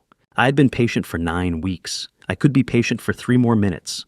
"What do you actually want, Victoria?" I asked. A pause, brief recalibration. "I just told you, a stable home for Atlas with guardians who—" "Not what you're offering," I said. "What you want. Why did you call me directly instead of going through Cedric?" Another pause, longer this time. "Because attorneys complicate things," she said. "They create conflict where there doesn't need to be any. We're family, Arthur. We should be able to resolve this internally." Internally. The same word Eleanor had used calling the family meeting. Keep talking," I said. She continued. Resources, stability, school district rankings. The guest room, they'd prepared furniture already assembled, pediatrician appointment scheduled. Then she said it. "And of course the Marion property will need proper management, someone to coordinate. She stopped mid-sentence, caught herself. "What I mean is Atlas's long-term financial security requires adult oversight. His inheritance needs to be managed responsibly until he's old enough to, face. What about Atlas?" I cut in. "Not his property, not his inheritance. What does he need emotionally?" People reveal their priorities through sequence the same way gears reveal their function through which one moves. First, Victoria mentioned the Marion house before she mentioned Atlas's name, and no amount of backtracking could unsay that order. "A stable 2-parent home, obviously," Victoria said, recovering her script. "Which is exactly what we're offering. Consistency structure, family dinners, bedtime routines. Everything a traumatized child needs to heal." She'd mentioned a house worth $220,000 before she'd mentioned a 5-year-old boy's emotional needs. Just like she had at my kitchen table weeks ago with the color-coded binder. Priorities don't change. They just get better disguised. "Victoria," I said, "I have Conrad's will. The complete notarized will with exclusion reasons for you and Brent." Silence on the line. 3 seconds, 5 seconds. "What reasons?" Her voice had changed. Tighter. The practiced calm cracking. "I haven't read them yet," I said. I looked at the sealed cream envelope on my desk, where it had sat untouched for 3 weeks. Conrad's shaky handwriting spelling out the childhood nickname nobody else had ever used. "But I will," I continued, "tonight. There's a difference between not being ready to read a dead person's final words and using not being ready. As permission to avoid grief indefinitely, I'd been doing the second thing disguised as the first for 3 weeks. But telling Victoria I'd read the exclusion reasons tonight meant I couldn't avoid them anymore. The tactical leverage I was deploying against my daughter-in-law was also a commitment I was making to my dead son. Arthur, you're being completely unreasonable about this. The line went dead. She'd hung up mid-sentence the way Eleanor had. The way people hang up when they realize negotiation has failed and anger is the only response left that doesn't require admitting defeat. I set the phone down carefully. The shop was quiet except for the clocks. 20 wall clocks ticking in 20 slightly different rhythms, the symphony of mechanisms I'd assembled and maintained for 40 years. Conrad's letter sat on my desk under the brass lamp, right where I'd placed it the day Cedric gave it to me. 3 weeks ago. 3 weeks of walking past it every day, looking at it, touching the envelope's edge, telling myself I wasn't ready yet to hear what my son needed to say before he ran out of time to say it. But I'd just told Victoria I would read it tonight, which meant the excuse I'd been using not being ready had just expired. I reached for the envelope. My hand trembled slightly. The watchmaker's hands that could install hairsprings and balance wheels and regulate mechanisms down to seconds per day accuracy were shaking touching a piece of paper my son had touched while dying. The envelope was warm from sitting under the desk lamp for 3 weeks. Cream-colored paper, good quality, the kind you use for important letters. On the front in Conrad's handwriting, shakier than the watch badge inscription, terminal illness, making the letters slope and waver, was the nickname he'd called me from age 4 until he left at 31. A name I hadn't heard spoken in 6 years. All right, Conrad, I said to the empty shop. I'm ready to hear what you needed to say. But my hand stayed on the envelope. Didn't open it, not yet. Because once I broke that seal and read those words, they would be the last words. The final communication. The end of a conversation that had been interrupted 22 years ago and would never be continued. 3 weeks I'd been carrying this envelope between the shop and home, keeping it close, keeping it sealed, keeping the possibility alive that Conrad's voice was still waiting to be heard. Opening it meant accepting that the voice would only speak once more and then silence. I'm sorry I made you wait, I said. I slipped my thumb under the heavy paper flap and tore the envelope open. The paper gave way with a sharp rip that sounded incredibly loud in the dark, empty shop. My hands shook as I unfolded the 3 handwritten pages, my eyes instantly locking onto my son's shaky terminal stage handwriting. Dad, I don't know if you'll ever read this, but Atlas deserves to know I tried.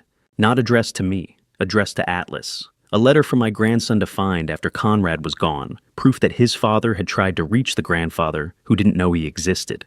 When Atlas was born, I called the shop. Mom answered. My hands stopped moving. Eleanor had answered when Conrad called.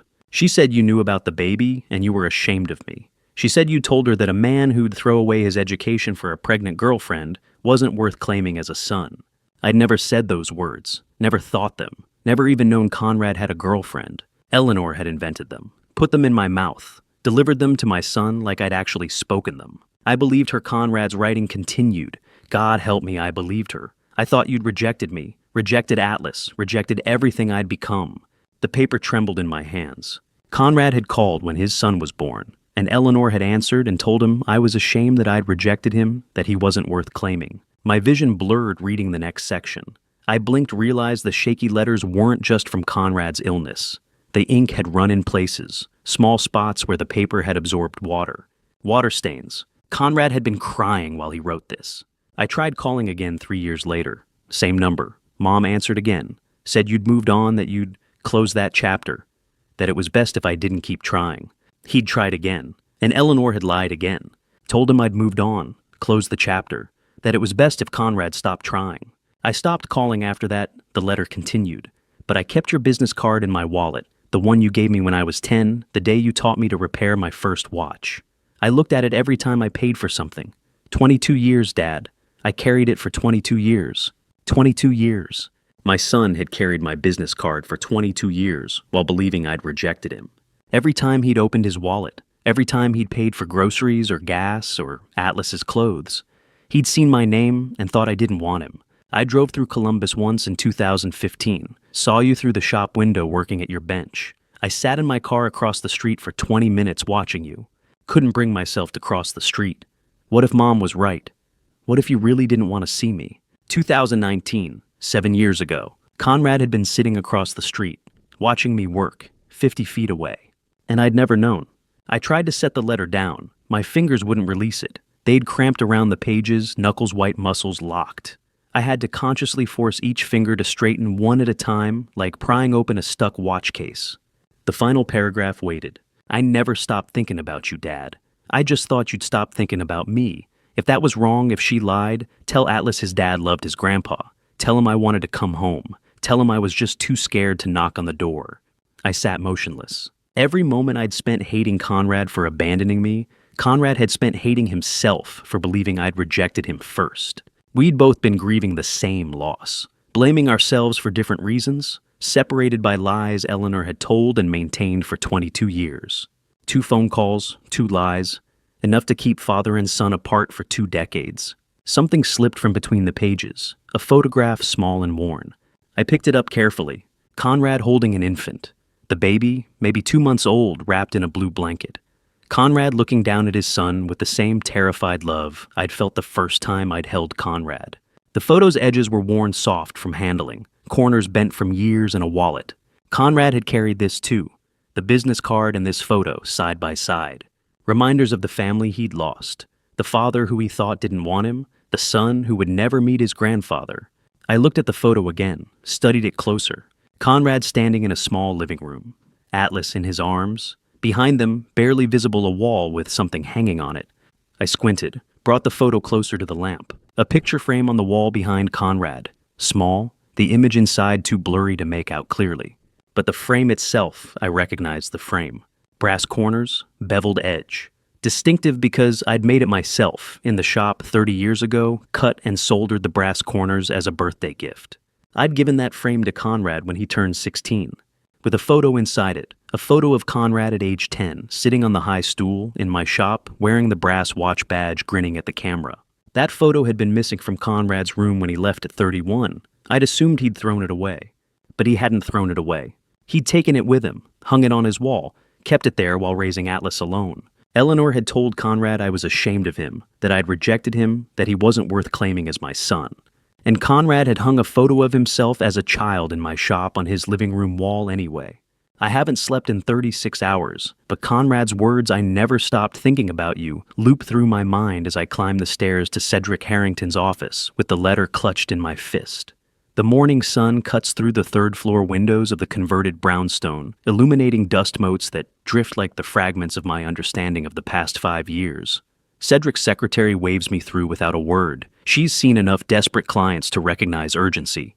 Cedric stands when I enter, his silver hair perfectly combed, despite the early hour. At 68, he's built a reputation representing families torn apart by exactly this kind of deception. "Arthur?" He gestures to the leather chair across from his mahogany desk. "I've been reviewing Conrad's estate file since you called last night." I hand him the letter without speaking. My throat's too tight for words. He reads in silence, his jaw tightening with each paragraph. When he finishes, he sets the pages down with deliberate care. Conrad documented everything: the hospital visits, Eleanor's interference, the lies she told him about you. "Can we use this?" My voice cracks. "Can this help me get Atlas?" It's more than helpful. It's devastating evidence of Eleanor's pattern of manipulation.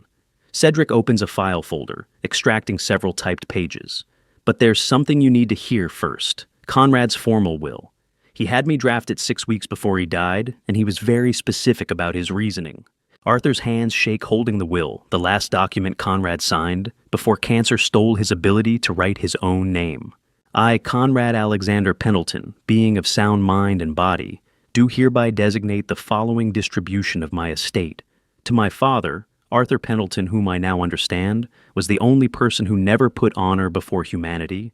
I leave my entire estate, including my home at 412 Franklin Street, all savings and investments, and full guardianship of my son, Atlas Conrad Pendleton." The words hit like physical blows. Conrad understood. In the end, he understood. I specifically exclude my sister-in-law, Victoria Pendleton, from any inheritance or guardianship consideration, due to fraudulent benefit claims and failure to facilitate contact with my father. I specifically exclude my mother, Eleanor Pendleton, from any guardianship role due to financial and emotional control, exercised throughout my adult life, and for lies told about my father's character that prevented reconciliation for 5 years. I pressed my palm against my chest, trying to contain the grief and vindication warring inside me. Conrad named it. He named exactly what Eleanor had done. He saw all of it. My voice barely rises above a whisper. Everything they did, he documented. Conrad was methodical. Cedric sets the will aside. Which brings me to what I found this morning while reviewing the opposing counsel's background. But before I reveal what Cedric discovered in those legal files, if you're invested in seeing how Conrad's integrity becomes Arthur's most powerful legal advantage in this fight, comment, honor matters below, because this next discovery could end Victoria's case before we ever reach trial, and remember some details. Here are fictionalized for storytelling purposes. Then please stay with me. Cedric pulls up a document on his laptop, turning the screen toward me. Victoria's attorney is Marcus Brennan, 52 years old, partner at Brennan and Associates specializing in family law. But here's the problem. In March 2015, Conrad filed a formal complaint with the state bar alleging that Brennan engaged in contract fraud on a property Conrad was purchasing. I lean forward reading the complaint summary. Conrad's signature sits at the bottom, dated March 15, 2015. What kind of fraud? Brennan represented a contractor who falsified inspection reports on a property Conrad was purchasing. Conrad discovered the deception, reported it, and Brennan was censured, license suspended for 6 months. Cedric's smile is sharp, which means Brennan has a direct conflict of interest representing anyone in a case against Conrad's estate. He has to withdraw, and they have 11 days to find replacement counsel or request a continuance. Either option weakens their position significantly. How many times had Conrad chosen honesty when silence would have been easier? I stare at Conrad's signature on the complaint form, remembering all the times Eleanor called him stubborn, inflexible, impossible to work with. She meant he wouldn't lie for convenience. He wouldn't bend ethics for expedience. My son reported a lawyer for fraud, I say slowly, and now that same lawyer can't fight against his wishes for his own child. Conrad's integrity created legal advantages he probably never anticipated. Cedric closes the laptop. I'm filing the motion to disqualify Brennan this afternoon. Between this and Conrad's, will explicitly stating Eleanor's exclusion for lying about your character, we have documentation of a pattern that directly contradicts their narrative. I think about the letter in my pocket. Conrad writing those words while dying, making sure I knew he'd figured it out. Making sure I had the ammunition to fight for Atlas. There's one more thing. Cedric hesitates, which makes my stomach drop. In all my weeks of working with him, I've never seen him hesitate. I pulled Eleanor's phone records from Discovery. There's a text message sent. March 17th, 2015, 2 days after Conrad filed that bar complaint, to a number registered to Escario Seiscoa. Yeah, my phone buzzes. Unknown number. The preview shows just 4 words. Ask Eleanor about March. I stare at the text, Ask Eleanor about March, and then at Cedric, who's holding his phone with the same confusion on his face. Before either of us can speak, my phone rings. Eleanor, I silence it. Whatever March means, she can explain it tomorrow in court. The knock comes at 8 p.m. sharp, 3 measured raps that I recognize from 40 years of marriage. For the first time in 40 years, I watch her cry. Feel the weight of 40 years settle on my shoulders. She looks smaller than I remember, older. The porch light catches the silver in her hair, and for a moment I see the woman I married, instead of the one who stole 5 years from me and Conrad. I need to tell you something, she says, before tomorrow. I don't invite her in. I step onto the porch and close the door behind me. You have 5 minutes. I was pregnant at 19. The words come fast like she's been rehearsing. Before you. Before I met you. My family made me stand in church and apologize every Sunday for 3 years. 3 years of standing in front of the congregation while they prayed for my soul. I wait. There's more. There's always more with Eleanor. The boy's family paid for everything, made it go away. But my parents, they said I'd shame them, that I'd ruined any chance at a decent life. Her hands twist together. And then I met you. You were kind. You were steady. You didn't ask about my past. So when Conrad got Victoria pregnant, when Conrad did the same thing I couldn't, she stopped, swallows. I couldn't let it happen again. I couldn't watch my son make the same mistake that destroyed 3 years of my life. The anger rises in my chest, but it's different now. It's tired. So you made sure he'd suffer like you did. You defended honor. You sacrificed our son. I defended our family. Her voice shakes. I tried to protect him from the shame, from the judgment, from... No, I cut her off. You defended the version of family in your head, the one where appearances matter more than people. Conrad tried to do the right thing. He wanted to marry her, raise his child, and you convinced him he'd ruin everyone's life if he did. He was 23. He was a father. My voice cracks. And you taught him to be ashamed of it. You taught him his son was a mistake instead of a blessing. Eleanor's face crumples. For the first time in 42 years, I watch her cry without feeling the need to fix it. I thought I was saving him, she whispers. My anger drains away, replaced by something worse, pity for the 19-year-old girl who learned shame so well she taught it to her son. You were hurt, I say quietly. I understand that now, but you hurt Conrad worse. And tomorrow I'm going to make sure you don't hurt Atlas. She leaves without another word. I watch her taillights disappear down Maple Street and feel the weight of 42 years settle on my shoulders like snow. The next morning I sit in the watch shop among the ticking clocks wearing the suit from Conrad's birth. Charcoal gray bought on credit from Penny's in 1985 still fits across the shoulders. The fabric smells like cedar from the closet where it's hung for 40 years, worn only for weddings and funerals. I wore this suit the day Conrad was born. I'm wearing it the day I fight for his son. Conrad's letter sits on the workbench beside the photo of him holding Atlas. I've read it so many times the creases are starting to tear. I never stopped thinking about you. The words loop through my mind like a prayer. 40 years. The suit still fits. The marriage didn't. I fold the letter carefully and tuck it into my vest pocket right over my heart. The welfare office is quiet when I arrive at 8:30. Carmela meets me at the door, her expression soft. He has been ready since 7, she tells me. He would not eat breakfast. He said he needed to see you before court. Atlas is sitting in the waiting area, wearing the blue button-down I bought him last week. His hair is combed, his shoes are tied, and when he sees me, his whole face lights up. You look great, Grandpa, like a real lawyer or something. I kneel down so we're eye level. I'm scared, Atlas. I need you to know that. His small hand reaches into his pocket and pulls out something brass and gleaming, the watch badge. The one I gave Conrad when he turned 12. The one with the small crack in the corner from where Conrad dropped it at his high school graduation. My dad said this will help. Atlas's fingers are careful as he pins it to my vest right below the pocket holding Conrad's letter. He wore it every day. Now you wear it. The watch badge feels like a talisman, like armor, like the physical weight of 3 generations pressed into an ounce of brass. I press my hand over it, over Conrad's letter, over my heart that's beating too fast. Thank you. Win okay. Atlas's voice is small. I want to come home. I will. I pull him into a hug, memorizing the weight of him, the smell of the soap. Jennifer uses the trust in his small arms around my neck. I promise. The courthouse is 3 blocks away. I walk slowly, hand touching the watch badge every few steps. The brass is warm from Atlas's pocket, from Conrad's years of wearing it from my own hand 40 years ago, when I pinned it to my 12-year-old son's shirt and told him it meant he was growing up. She was hurt. I understand that now. But she hurt Conrad worse, and I won't let her hurt Atlas. The courthouse steps rise ahead of me, granite worn smooth by decades of people walking toward judgment. I take the first step, then the second. Through the glass doors I see them.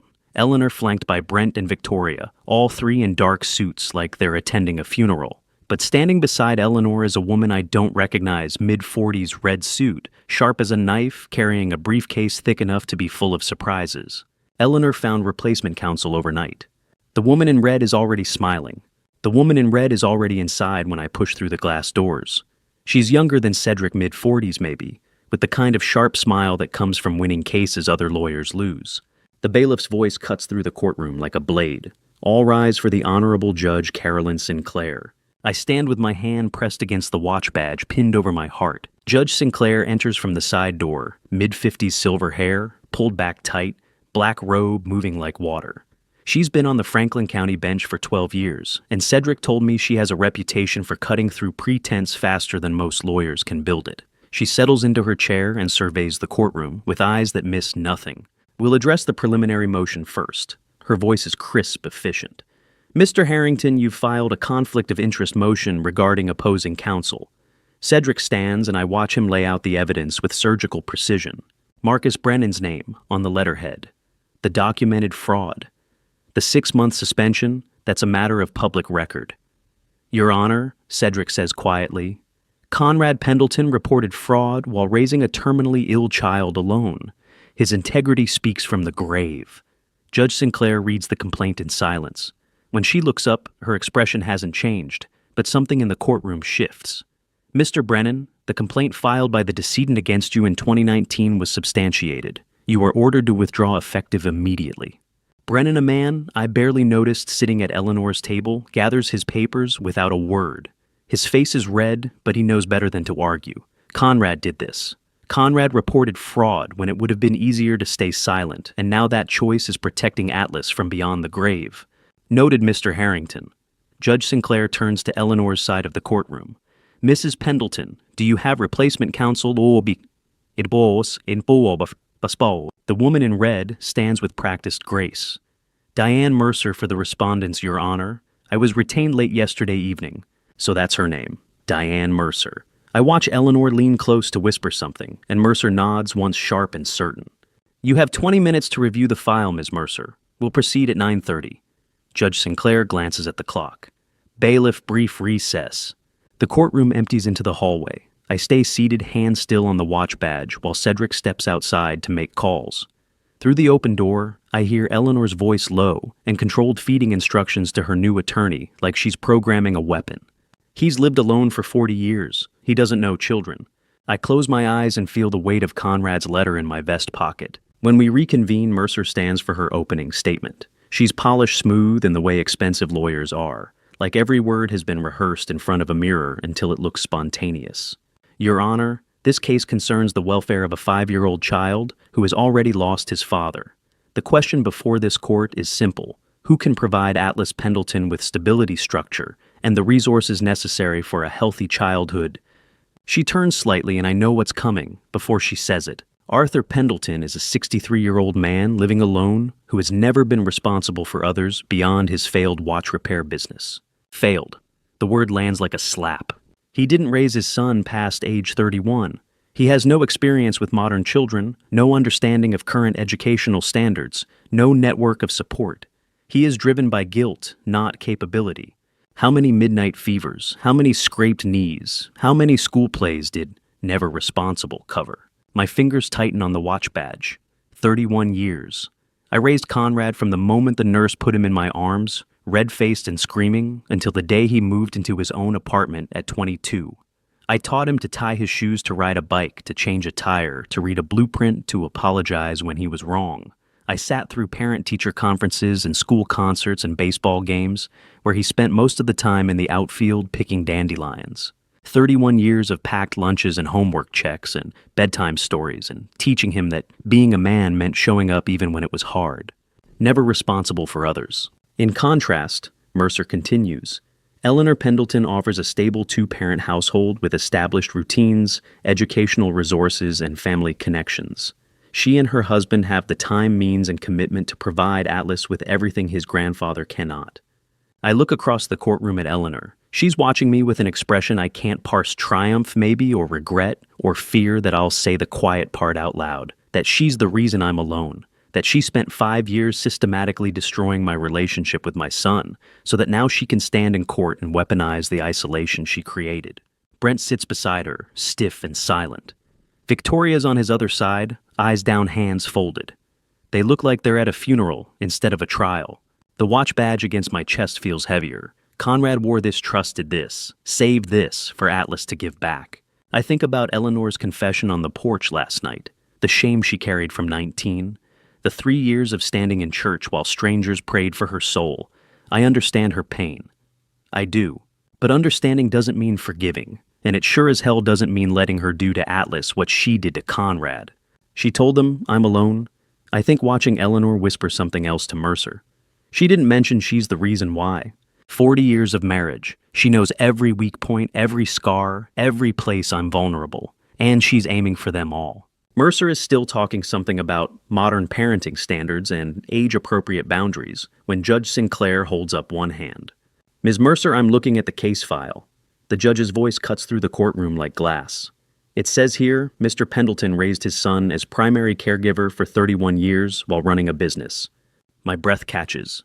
Mercer pauses, recalibrating. Your Honor, that was decades ago. 31 years is 31 years, counselor. Judge Sinclair's eyes move from the file to me, then to Eleanor. Before we continue, I have some questions about this characterization. Judge Sinclair's question hangs in the air, and Mercer opens her mouth to respond, but Cedric is already standing. He rises with a hardcover document in his hands and says, "Your Honor, I'd like to present Conrad Pendleton's last will and testament updated 3 weeks before his death," and the courtroom goes still. The will is bound in navy leather, professional and final. Cedric carries it to the bench like he's carrying something sacred. This will was executed 3 weeks before Conrad's death, while he was under hospice care, but fully competent. Cedric's voice is steady, but I hear the weight behind it. Notarized and witnessed by 2 hospice staff members who can attest to his mental clarity at the time of signing. Judge Sinclair accepts the document, turning pages with careful attention. I watch her eyes move across Conrad's final words, and something in her expression shifts. Notarized and witnessed, the document is accepted into evidence. I'd like to read the designation and exclusion clauses in their entirety, Your Honor. Cedric glances back at me, and I see the question in his eyes. Are you ready? I touch the watch badge through my vest. I'm ready. Cedric returns to our table and opens his own copy of the will. The pages rustle in the silence, and I realize the entire courtroom is holding its breath. Eleanor sits rigid at her table. Victoria's hands are folded so tight, her knuckles have gone white. Brent stares straight ahead like he's bracing for impact. The words sound different spoken aloud in court. Official, irrevocable. Reason for designation. Cedric pauses, and I know what's coming. I've read this line 100 times since Conrad died, but hearing it spoken in front of Eleanor, in front of the judge, in front of everyone who questioned whether I deserved Atlas. My father was the only one who never put honor before humanity. Conrad, you saw it. Even at the end, you saw what mattered. The courtroom is so quiet I can hear the clock on the wall ticking. Judge Sinclair leans forward slightly, reading along with her own copy. Eleanor's jaw tightens, but she doesn't move. Exclusion clauses. Cedric continues, and now his voice has an edge. Eleanor Pendleton is excluded from any guardianship consideration or estate management role. I watch my wife's face. 40 years of marriage, and I can still read every micro-expression. The slight widening of her eyes, the way her breath catches, the color draining from her cheeks. Reason for exclusion. Cedric doesn't rush. He lets each word land. Financial and emotional control exercised throughout my adult life, plus lies told about my father's character, that prevented reconciliation during my final years. Eleanor's face drains. This isn't courtroom strategy. This is her son telling the world she lied. Judge Sinclair sets down her pen. The decedent explicitly names deception as grounds for exclusion. Eleanor leans toward Mercer and whispers, "He didn't understand. He was sick." But I heard it. The judge heard it. And the court reporter is typing every word into the record. Conrad understood perfectly. He was dying, not stupid. He knew exactly who had lied and why and what it cost. Cedric turns the page. Victoria Pendleton is excluded from guardianship consideration. Reason: no contact during illness.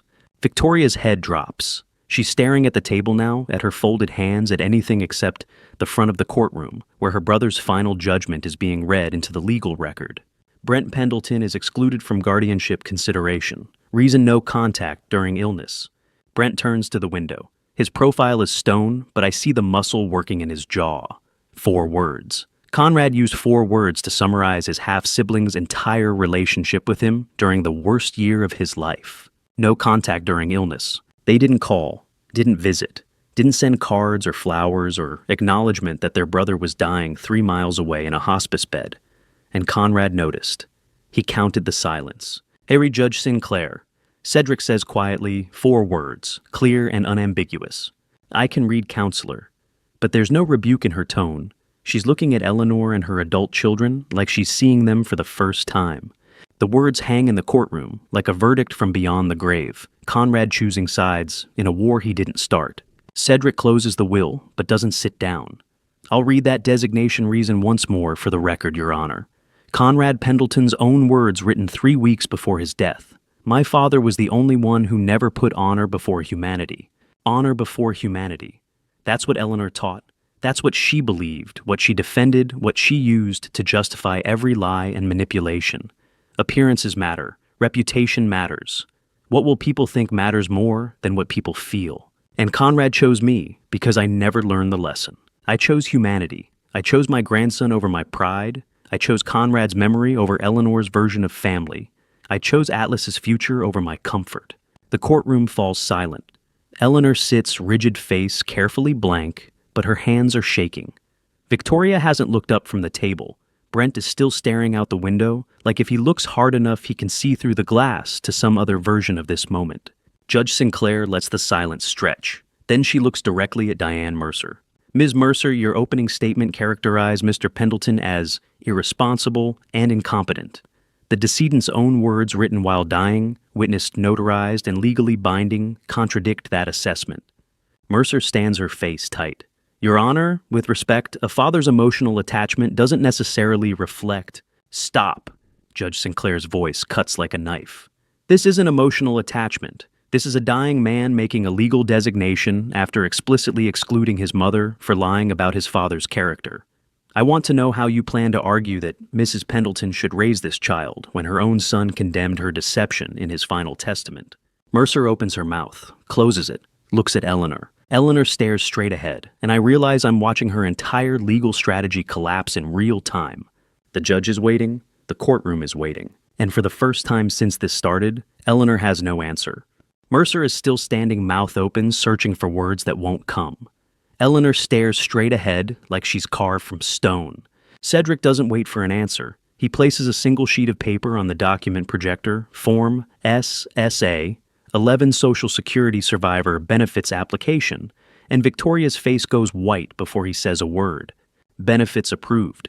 Cedric continues running his finger down the form, effective May 1st, 2021. Monthly payment $1,600, deposited directly to Ms. Pendleton's personal checking account. Judge Sinclair's eyes narrow. $1,600 monthly. Why would a temporary caregiver receive survivor benefits rather than the legal guardian? That's the question, Your Honor. Cedric pulls up another document. The answer is in the cash flow analysis. The screen changes to a bank statement, Victoria's checking account from Fifth Third Bank. The transactions are highlighted in yellow, 3 months of identical patterns. May 16th, $1,600, deposited source Social Security Administration. Cedric's voice is clinical, methodical. May 18th, 48 hours later, $1,600 paid to Capital One Visa. He scrolls down. June 16th, $1,600 in. June 18th, $1,600 to Capital One. July 16th, same deposit. July 18th, same payment to Capital One. The pattern is so obvious it's obscene. Judge Sinclair sets down her pen with deliberate care. The survivor benefits went to credit card debt, not the child's care. The state paid all Atlas's expenses during this period, Your Honor. Cedric's tone doesn't change, but I hear the anger underneath. Ms. Pendleton pocketed every penny meant for her nephew. I watch Victoria shrink in her chair. She's not looking at the screen anymore. She's staring at her hands at the table, at anything except the evidence of what she did. $4,800 meant for a motherless 5-year-old redirected to Visa payments for designer handbags. Cedric projects another document, Franklin County Department of Job and Family Services Expenditure Report. State welfare records show that during May through August 2021, the county paid for Atlas's food, clothing, medical co-pays, and temporary foster care placement. Every expense the survivor benefits was intended to cover. Judge Sinclair does the math out loud. 3 months at $1,600. That's $4,800. $4,800 that should have reduced the taxpayer burden of caring for a bereaved child, Cedric says quietly. Instead, it paid Ms. Pendleton's credit card bills while Atlas ate donated food and wore clothes from the county assistance program. She took money meant for Atlas and paid her Visa bill, while he ate donated food, while he slept in a welfare office, while he asked strangers if anyone was coming for him. My hands are shaking. I press them flat against the table. The invoice appears on screen. Professional letterhead, itemized charges, payment confirmation. Service rendered. Cedric reads, locate subject. Conrad Alexander Pendleton, last known residence Marion, Ohio. The investigator's report attached to the invoice states, located subject Conrad Pendleton at Marion General Hospital Hospice Unit. Confirmed terminal pancreatic cancer diagnosis, estimated 2 weeks remaining. Minor child Atlas Conrad Pendleton, age 5, residing with the subject. No other family present. How long does it take to make a phone call? 2 months. Eleanor had 2 months. Judge Sinclair looks up from the document, and her expression has shifted from professional neutrality to something colder. Mrs. Pendleton knew her son was dying and had a 5-year-old child in January. Welfare didn't contact Mr. Pendleton until June. June 4th. Cedric confirms. 7 weeks after this report was filed. 7 weeks after Mrs. Pendleton learned her grandson existed and her son was dying. I stare at Eleanor across the courtroom. She knew. She hired an investigator, got confirmation that Conrad was in hospice with a 5-year-old son, and she didn't call me, didn't call Child Services, didn't do anything except apparently coordinate with Victoria to file for benefits the day after the funeral. The private investigator's report is dated January 15th. Conrad died March 20th. Eleanor had 2 months to call me before Conrad died. 2 months where I could have driven to Marion, could have sat beside my son's bed, could have told him I forgave him, could have met Atlas while Conrad was still alive to introduce us. 6 days. She took those 6 days from me, deliberately, systematically, while knowing exactly what was happening. Mrs. Pendleton. Judge Sinclair's voice cuts through the courtroom. Eleanor finally looks up, meeting the judge's eyes. You knew your son was dying since January. You didn't contact your husband. You didn't contact Child Services. You had 2 months of advance knowledge, and you chose to do nothing while your daughter filed fraudulent benefit claims. The courtroom is silent. Every eye is on Eleanor. Do you have anything to say? Eleanor's jaw works. Her hands are folded so tight the knuckles are bone white, but she says nothing. Seconds tick by, 10, 15, 20. The record will reflect Mrs. Pendleton declines to respond. Judge Sinclair says, finally. Diane Mercer stands abruptly chair, scraping against the floor. Your Honor, my clients invoke their Fifth Amendment rights regarding the financial arrangements. My stomach drops. They're not denying it. They're not explaining it. They're invoking the Fifth Amendment, the right against self-incrimination, because anything they say could be used against them in criminal court. Mercer knows the benefits fraud is prosecutable, and she just told the judge that Eleanor and Victoria won't answer questions because their answers would incriminate them. Judge Sinclair leans back in her chair, studying Eleanor and Victoria with an expression I can't read. Noted, Ms. Mercer, your clients invoke their Fifth Amendment protection. The silence that follows feels like a verdict. The silence stretches. Mercer sits down, face tight. Eleanor stares at the table in front of her, hands still folded white-knuckle tight. Judge Sinclair's voice cuts through the silence like a gavel strike. Mrs. Pendleton, your attorney has invoked the Fifth Amendment, but I'm asking you directly. Did you know your son was dying in April? Eleanor stands without permission. I did everything to protect this family. Her voice echoes off the courtroom walls. Everything? Mrs. Pendleton, sit down immediately, or I will hold you in contempt. Eleanor ignores the order. Her voice rises, 42 years of controlled fury finally detonating. At 40 years, I held everything together while he fixed watches. While he chose sentiment over sense, while he put humanity before honor. Diane Mercer grabs Eleanor's arm, trying to pull her down. Mrs. Pendleton, please. Eleanor jerks away. Her face is red, tears streaming, but she's not sad, she's enraged. She turns toward me and I see something in her expression I've never seen before. Not anger, not hurt, pure contempt. And that child shouldn't have existed. The courtroom freezes. My blood turns to ice. That child shouldn't have existed. Conrad threw away everything for a pregnant girlfriend, and you let him. You encouraged him. You said love mattered more than reputation. No, Atlas is listening. I turn toward the waiting room door. It's cracked open, and through that 6-inch gap, I see him. Atlas stands motionless, 5 years old, in his blue button-down shirt, staring at Eleanor through the opening. His stuffed rabbit, the gray one with one ear shorter than the other, the only thing he brought from Conrad's house, drops from his hands to the floor. He heard her. He heard every word. I'm moving before I decide to move. 4 steps across the courtroom, through the door. Kneeling before Atlas, who stands frozen, the rabbit at his feet, his face completely blank. Grandpa is here. I pull him into my chest, and he doesn't resist, doesn't move. Just let me hold him while his heart hammers against my ribs like a trapped bird trying to escape. She's wrong, I whisper into his hair. You hear me? She's wrong about everything. The stuffed rabbit on the floor, Atlas's only possession from Conrad's house, lies abandoned where it fell when the boy heard he shouldn't exist. I feel a gentle hand on my shoulder. Carmela. Come with me, Atlas. Her voice is soft, practiced. Let's go find the vending machine. I think they have those chocolate chip cookies you like. Atlas's small hand releases my collar slowly. He doesn't look at me. Don't look at Carmela. Just takes her hand and lets her lead him away down the hallway. He looks back once over his shoulder. His face is still blank, empty. I'll be right there, I call after him. 5 minutes. I watch until they disappear around the corner, then force myself to turn back to the courtroom. Eleanor is being restrained by the bailiff. She's stopped shouting, but she's shaking face, blotchy and wet. Diane Mercer stands beside her, looking like she wants to be anywhere else. Brent and Victoria sit rigid at their table, staring at nothing. Judge Sinclair's expression has gone from professional neutrality to something I can only describe as disgust. Mr. Pendleton, she says, do you have anything you'd like to say before I rule?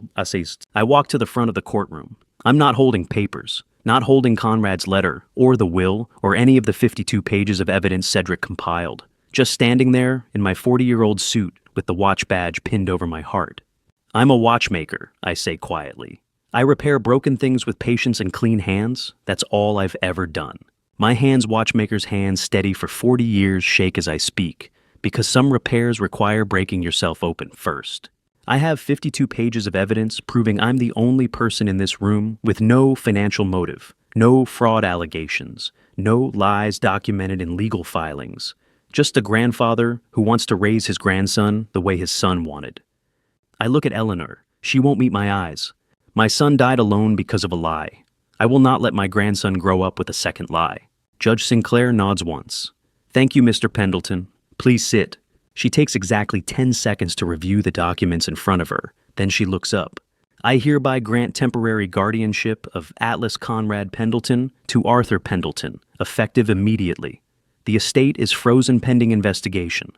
SSA 11 fraud allegations are referred to federal authorities for criminal investigation. Eleanor makes a sound half gasp, half sob. Eleanor Pendleton is prohibited from contact with the minor child for a minimum of 90 days pending psychological evaluation. Visitation will be re-evaluated at that time based on professional recommendation. Eleanor collapses into her chair. Brent and Victoria sit stone-faced, staring at the table like if they don't move, they can disappear. Cedric touches my arm. We won. But I'm already standing, already moving toward the hallway where Atlas disappeared with Jennifer. I find them by the vending machines on the second floor. Atlas is holding an unopened package of cookies, turning it over and over in his hands without eating it. When he sees me, he sets the cookies down carefully on the bench beside him. I kneel again. My knees are going to ache tomorrow, but I don't care. Atlas reaches out slowly, like he's not sure I'm real. His small hand touches my face, pressing gently against my cheek, my jaw, my forehead, checking if I'm solid, if I'm true. I cover his small hand with mine. Are you my grandpa? His voice is barely a whisper. Yes, I'm your grandpa, and I'm taking you home. She said I shouldn't exist. Jennifer's news is procedural temporary guardianship, requires home inspection within 72 hours. Not a threat, just bureaucracy. I sign the forms she produces and take Atlas home. The back room smells like wood varnish and old paper. And Atlas stands in the doorway holding his stuffed rabbit, looking at the narrow bed I made up with sheets that still have creases from the package. Is this mine? His voice is small, uncertain. The bed and the light and everything. I installed the nightlight yesterday, a soft yellow glow shaped like a moon. Placed Conrad's childhood books on a small shelf I built from scrap wood. Hung a curtain over the storage shelves so Atlas wouldn't have to sleep, looking at boxes of watch parts and old tax files. It's yours for as long as you need it. Atlas touches the nightlight, then the books, then the edge of the blanket. Each touch is careful, like he's checking if they're real or if they might disappear. Forever. The word cracks something in my chest. Forever. He climbs into bed without taking off his shoes. I helped him with the laces, pulled the blanket up to his chin, and left the door cracked open with the hallway light on, because he asked me to. The next morning, I found him in the workshop standing beside the tall chair Conrad used to sit in when he was learning watch repair. It's too high for Atlas. His feet don't touch the footrest, but he climbs up anyway, gripping the seat with both hands, settling himself in the exact center. Unless my dad sat here right when he was little. My throat tightens. Every Saturday morning from age 7 until he left for college, Atlas straightens his back, tilts his head the same way Conrad used to when he was concentrating. The resemblance is so sharp, it hurts. Will you teach me like you taught him? Third generation. Atlas is the third generation of Pendletons, who could learn this craft, sit in this chair, carry forward something Eleanor spent 5 years trying to destroy. Yes, I say. If you want to learn, I'll teach you. I placed the simplest pocket watch on the table, stopped at 3:17, needs only cleaning, nothing broken. I show Atlas how to hold the magnifying glass without touching the lens, how to open the case without forcing the hinge. His small fingers struggle with the tools. They're too big for his hands made for adult grip and adult precision, but he tries tongue press between his teeth in concentration. Patience, I tell him, never force what's broken, understand it first. I cover his hand with mine, guide the movement. The case opens. The mechanism inside is dusty, but intact. Together we clean the gears with a soft brush, remove the buildup that's been stopping time. The watch starts ticking under Atlas's fingers, and I hear Conrad's laugh in the sound, impossible, but real. I fixed it. Atlas's whole face lights up. Grandpa, I fixed it. We fixed it, together. 1 month later, I visit Cedric's office for the legal update. He's wearing his reading glasses, papers spread across his desk in organized chaos. Federal investigation is formal, he says, without preamble. Victoria must repay $4,800 immediately, 3 months of fraudulently collected benefits, and faces 12 months probation. The payments were finally stopped when I obtained legal guardianship. And Eleanor, Cedric's expression doesn't change. Still under review. No charges filed yet, but the investigation continues. The private investigator invoice complicates things, proves knowledge and intent, but doesn't directly prove fraud. They're building the case carefully. Justice is a watch mechanism, each consequence a gear turning another, setting the whole thing in motion toward equilibrium. There's something else. Cedric pulls a different file. Brent filed for separation 3 weeks after the trial. He wasn't at the federal investigation meeting with Victoria. I absorbed this slowly. Brent. The son Eleanor molded most carefully, the one who learned to value reputation over relationship, the one who stood beside Victoria in court supporting Eleanor's lies. She destroyed her own marriage defending Eleanor's lies, I say quietly. Cedric nods. Looks that way. Victoria's facing the fraud charges alone. Brent moved out of their house in Clintonville. No forwarding address on file. I think about Brent at 7, 8, 9 years old, Eleanor's firstborn, the one she had the most time to shape before Conrad came along. The one who learned earliest that love was conditional on performance, that family meant maintaining appearances, that honor mattered more than humanity. Brent was Eleanor's first victim, just like Conrad, just like me. I wonder if he'll ever call. If he'll ever want to meet his nephew, know his father rebuild something from the wreckage. But I don't know how to reach out to a son I barely spoke to for 40 years. I return to the shop as evening settles over Maple Street. The workshop is dim lit only by the lamp over my main workbench. And there at the table, Atlas is asleep. His head rests on his folded arms, surrounded by watch parts he's been organizing. Springs in one pile, gears in another, tiny screws lined up by size. He's been working while I was gone, practicing the patience I've been teaching him. I carry him to the back room, careful not to wake him. He weighs almost nothing. 5 years old and light as a bird, all sharp angles and fragile hope. 3 weeks ago, he woke up screaming every night, calling for Conrad, asking why the lady said he shouldn't exist. Now, it's 4 nights a week, then 3. Last week, only 2. Progress. I tuck the blanket around him, smooth the hair back from his forehead. He doesn't wake. We have time, I whisper. That's what we have now. Time. Some broken things only time can fix. I'm a watchmaker. I should have always known that. As I turn to leave, I notice an envelope on the workshop table that I didn't see before. Return address, Marion, Ohio. Conrad's address. My hands shake as I open it. Inside is a small brass key attached to a tag reading Storage Unit 47 and a note in Conrad's handwriting. If anything happens to me, this is for Atlas. Don't open until he asks about his mother. I stare at the key at Conrad's careful script, at instructions from beyond the grave about a subject Atlas hasn't mentioned once in the month he's lived with me. His mother. Victoria left when he was 2 days old. He doesn't remember her, hasn't asked. But Conrad thought he would. Conrad left something evidence explanation truth locked in a storage unit in Marion, waiting for questions I don't know how to answer.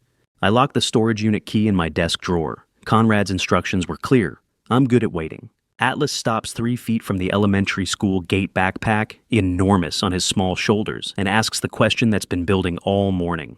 Should I tell them my father is dead or just gone away? 6 weeks ago, he couldn't say the word dead without his voice breaking. Now he's asking how to explain it to strangers. I kneel on the sidewalk eye level with him. Tell the truth. Your father died. But he loved you enough to prepare a grandfather before he left. Atlas chews his bottom lip the way Conrad used to when he was thinking. So, my father must have been very smart. The smartest person I ever knew. He adjusts his backpack strap, squares his small shoulders, and walks through the gate without looking back. At 2:55, exactly I'm there. He comes out first ahead of the whole class and nods once when he sees me satisfied, like I've passed a test he didn't tell me I was taking. In October, Cedric delivers Eleanor's letter in person, her handwriting on the envelope, my name in careful script. I sit with it at my workbench for an hour before opening it. 3 sentences, no apology, no acknowledgement of what she did to Conrad, to Atlas, to 6 years of my son's life. Just, I want to see my grandson. I have completed 4 counseling sessions. I have rights as his grandmother. Rights. I call Cedric and dictate my response. Monthly supervised visits conditional on completing 6 mandatory counseling sessions. All visits are monitored by a court-appointed supervisor. When Atlas is old enough to understand, the choice is his. I file the letter in the drawer beside the storage key. 2 things locked away. Both waiting. You can be his grandmother, I say to the empty workshop when you learn what that means. His teacher, Ms. Rodriguez, pulls me aside on the 3rd week of school.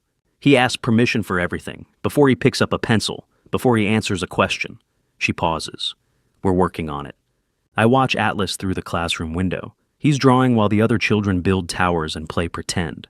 His head is bent low over the paper, completely absorbed. He's had a difficult year, I tell her. He told the class his father died, she says quietly, but was smart enough to prepare a grandfather first. I don't answer. I just watch him draw.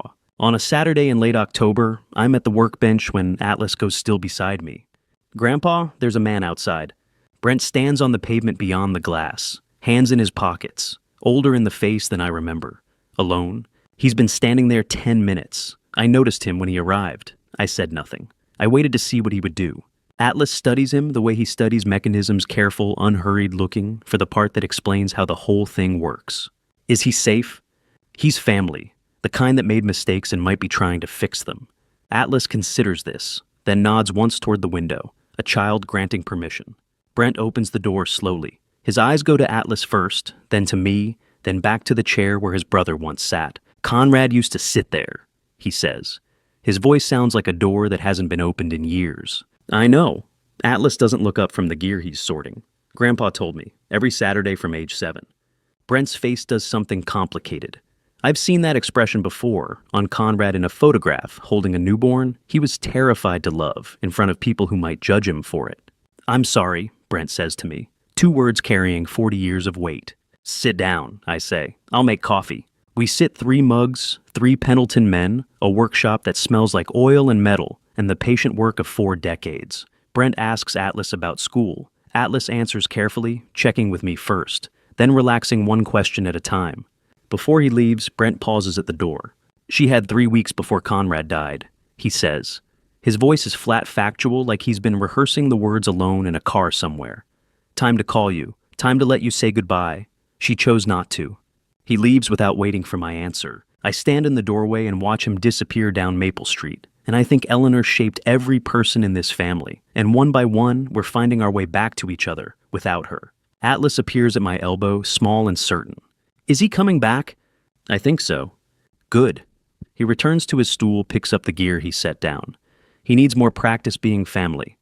3 weeks. Eleanor had 3 weeks to call me before Conrad died. She didn't. I can't change that, but I can change what comes next. The evening before Thanksgiving, Atlas draws flowers in every window of his sketch of the shop. Our houses look better when someone lives in them, he says, tongue pressed between his teeth. My dad told me. I set down my tools and say nothing. Conrad described this place to his son from a hospice bed. He prepared Atlas to recognize home before they ever met. Thanksgiving morning comes with frost on the glass. I make scrambled eggs and orange juice. Atlas eats slowly, feet dangling from the tall chair. Is Thanksgiving supposed to be just 2 people? It's supposed to be people who are grateful to be together, I tell him. That's us. He chooses toast. Then it's right. After breakfast, he reaches into his jacket pocket and unpins the watch badge from the lining, the same place Conrad wore it for 6 years. He holds it out with both hands. I found you. I don't need it for bravery anymore. I take it. The brass is warm from sitting close to his heart all these months. The badge's journey, Arthur to Conrad, to Atlas to Arthur. 4 hands, 40 years. One circle finally closed. It brought me home, Atlas says. That's what my dad wanted. I kneel down. We're home now, both of us. He climbs back onto the chair. Can you teach me more? The tiny gears. Every Saturday, for as long as you want. Forever. Forever. His small hands work slowly on the pocket watch between us. Conrad's patience. My care. The clocks tick in their separate rhythms, 17 mechanisms agreeing on the same truth. Evening settles. Atlas sleeps in the back room. No nightmares, the gray rabbit keeping watch on his pillow. I sit alone with the ticking and understand this is what winning looks like. Not the verdict, not Eleanor's collapse, not Victoria's conviction. This quiet, ordinary home. And to you listening to my story, remember this. Sometimes the people closest to you are capable of the deepest betrayal. I spent 42 years trusting Eleanor completely. I believed family meant unconditional love and protection. I was wrong. Don't make my mistake of ignoring the signs. When someone shows you who they really are, when they put reputation over people, honor over humanity, believe them. I lost 5 years with my son because I didn't see what my wife was doing until it was too late. Family betrayal cuts deeper than any other wound because it comes from where you should be safest. But here's what I learned. Blood doesn't guarantee loyalty, and sometimes the family you build matters more than the family you're born into. Atlas needed someone who would choose him over appearances, love over control. I believe God gave me a second chance, not just to know my grandson, but to break the cycle Eleanor created. When you stand for what's right, even when it costs you everything, you're building something that can't be destroyed by lies. If this story moved you, please share it with someone who needs to hear it. Drop a comment and tell me, have you ever experienced family betrayal? How did you find the strength to move forward? And if you're new here, subscribe to Revenge. Dad for more stories about choosing what's right when everything's at stake. Your support means more than you know. Thank you for staying until the very end. I appreciate you being part of this journey with me. One final note, while this story contains fictionalized details for storytelling purposes, the lessons about family betrayal, truth, and choosing love over control are real and worth remembering.